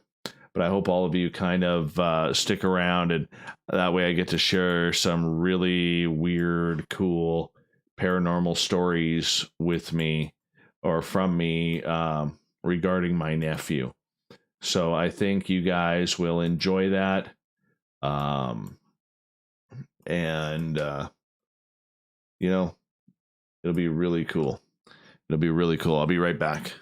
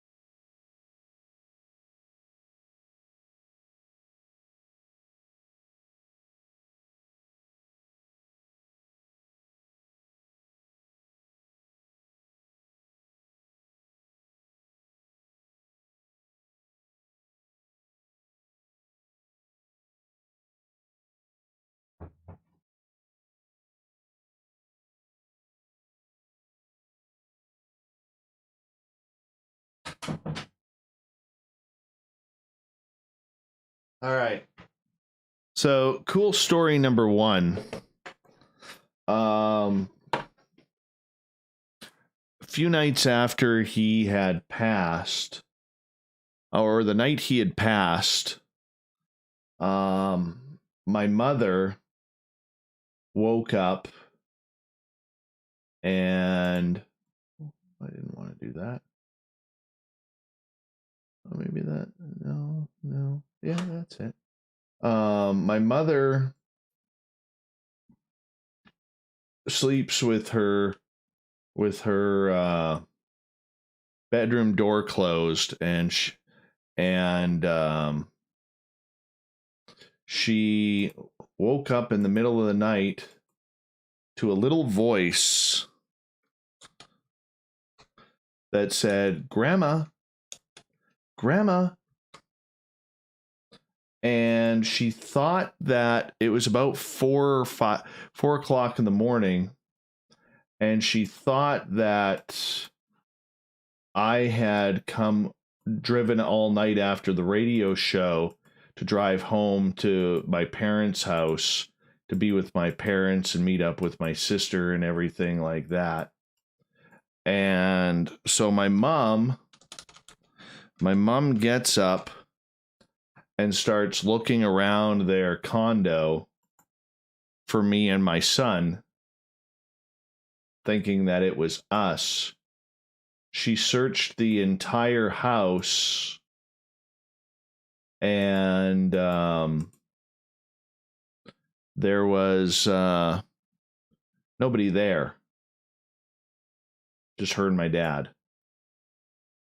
And she can't figure out to this day why her bedroom door was open and why she heard that voice of a little boy.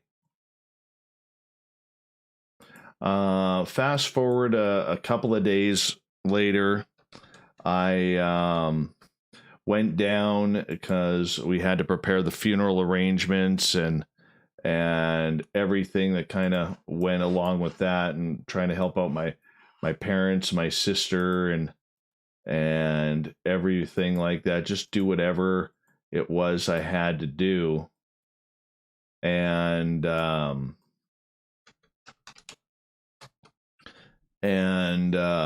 was sleeping on my parents' couch.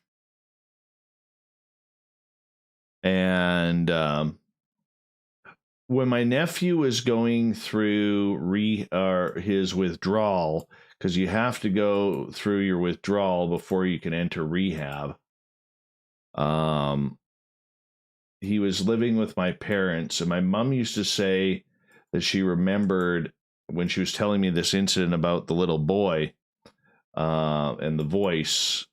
She would tell me that when Bryce was coming out, when the drugs were exiting his system, he'd wake up at about 4 o'clock every morning, and he'd wander into the kitchen to get something to eat or to get something to drink.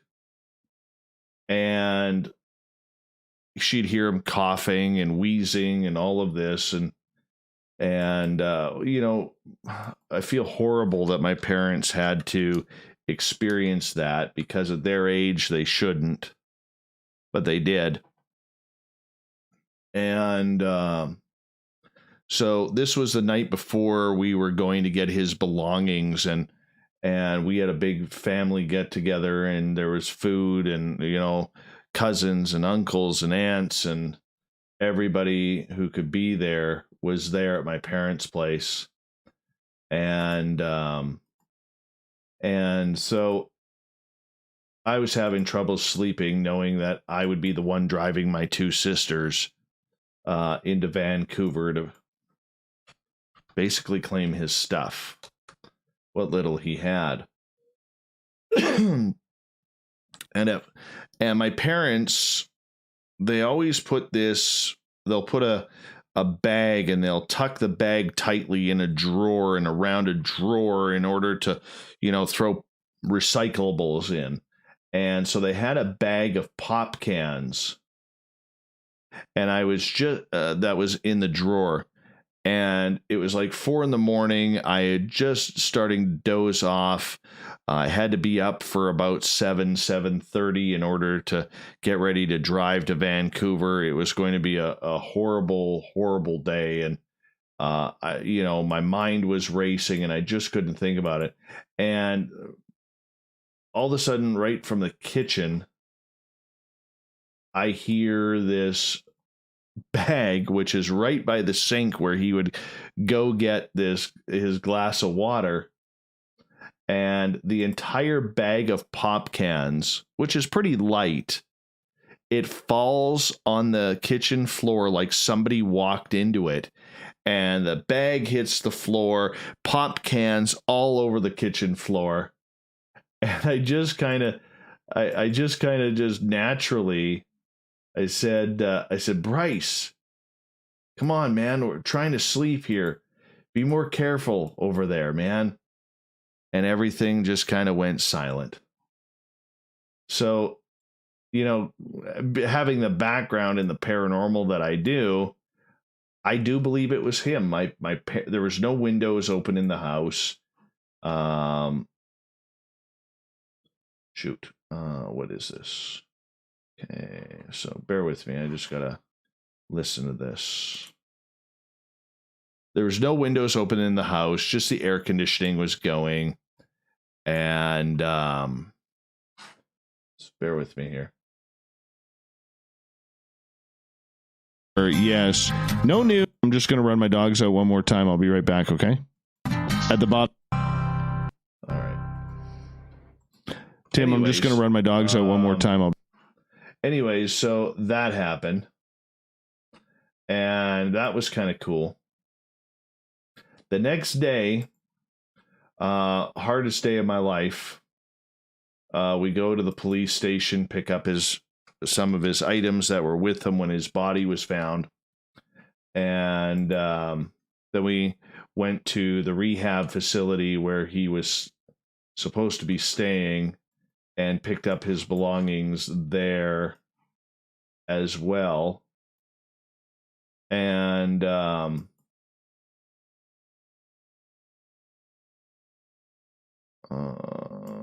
with me here.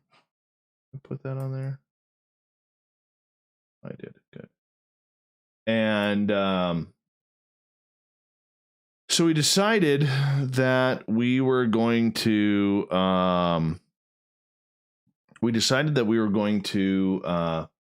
try and find the park where he was found.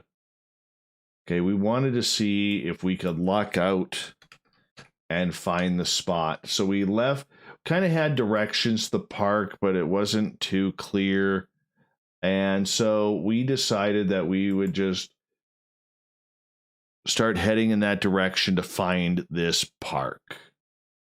And so I'm driving, and my one sister is in the passenger seat. His mom, my other sister, is in the back.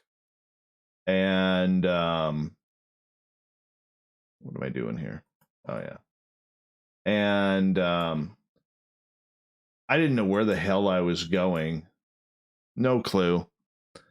And I said to I just kind of said under my breath, I said, "Come on, Bryce, show me where I'm supposed to go.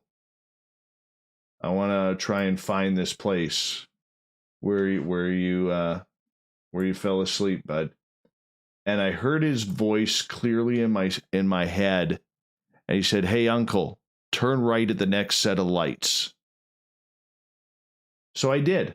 I followed that. And lo and behold, I turned right. There's this building, and there's the park. And as we're kind of slowly starting to drive by the park, on the park land, there was this UTV type vehicle with this groundskeeper driving it. So I kind of flagged her down. I pulled over to the side. I told my sisters, just a second here. Let me try something here, and let's see if this works. So I jump out of my vehicle, cross both lanes, which wasn't much traffic there anyways. And I run over to this lady who is standing in this or just getting out of this John Deere UTV. And I said to this lady, I said, I'm sorry to bother you. There was a body found here just a few days ago. And that was my nephew. And I have my nephew's mom in my truck. And I'm really hoping, wondering if you knew about that. And she just paused and kind of took a deep breath, and this wonderful, wonderful woman says her words to me, and I'll never forget them. She goes, "Oh my God, I was hoping that you guys would come around. I'm the one who found him, or I'm one of the ones who found him." And I just...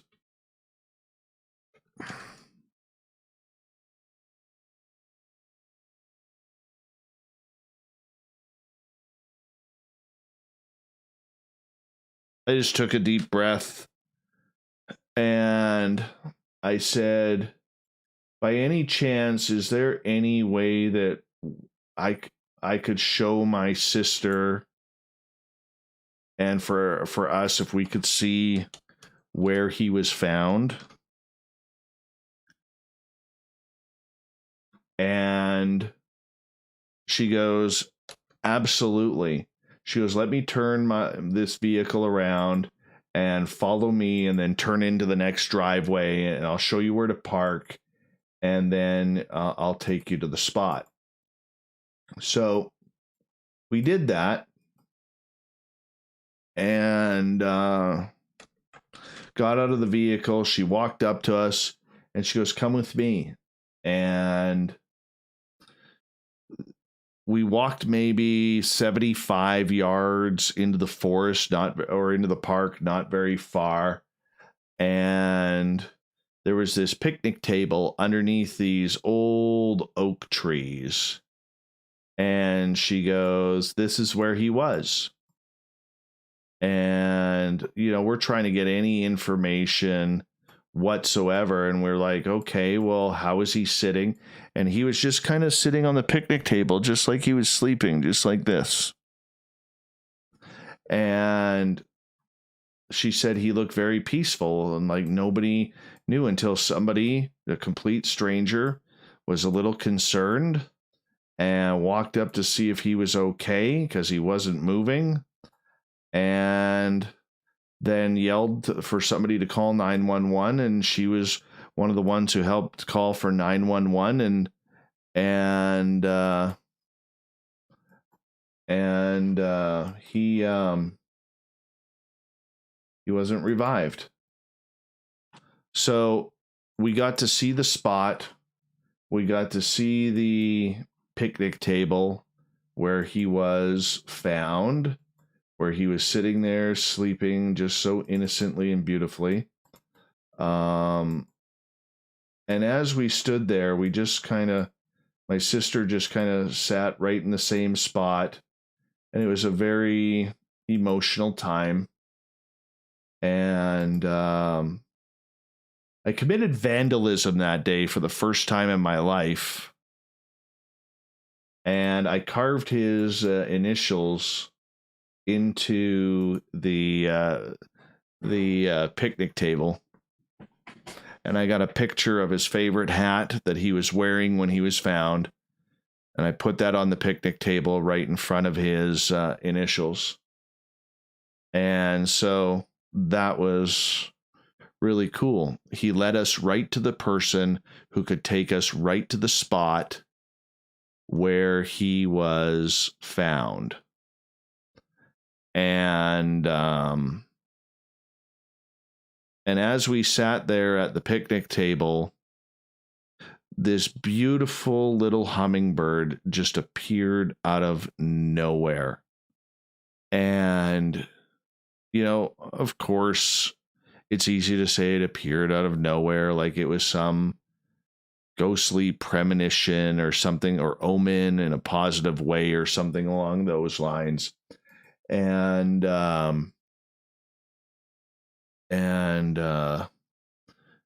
this hummingbird came within about 2.5 feet of us and just kind of hovered there. And it was probably only 3 to 5 seconds. It felt longer, felt like a couple of minutes. But the real cool thing about it was this hummingbird didn't fly off. Or when it flew, let me explain this. When it flew off, it didn't go straight or head towards the trees or the park or whatever. It headed straight up towards the heavens until we just could not see it anymore. It didn't turn. It didn't go anywhere else. It headed straight up, like just hovering there right above us. And then it did a couple of circles, and then it took off straight up towards the beautiful cloudless blue sky. And that's where it disappeared. We never saw that hummingbird again. So, I mean, was that a sign? You know what? I don't know. My sister wants to believe it is, and that's all that matters. So that one really there's another real personal story in there that I'm not going to share. That's between my daughter, my nephew up in the heavens above, and myself. But it was a beautiful moment. It was a beautiful moment. And yeah. Then I had to give my first or my second eulogy ever. And there's probably 300 people at his memorial. And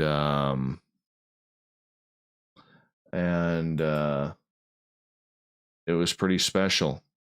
But yeah. It's kind of what happened. That's kind of my paranormal stories behind it. You can believe me. You don't have to. That's okay. Could have all been sheer coincidence, or it could have been something magical. And I believe that it was very magical. And I'm very happy that I got to experience that. And nothing can take that away from me. And I'm okay with that. I mean, it sucks because that's all I have. And 2 baseball caps. But it's the world we live in. And I'm a spacebound rocket ship. And your heart's the moon. And I'm aiming right at you. Right at you. 250,000 miles on a clear night in June. And I'm so lost without you. Without you. Without you. Yeah. There we go. That's the good stuff.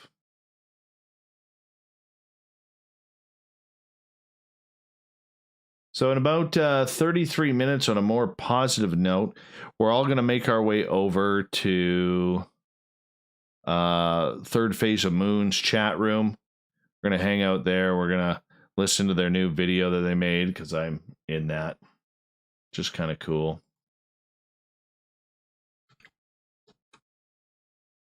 And by the way, it is time once again to get your verification codes ready. It's that time of the night.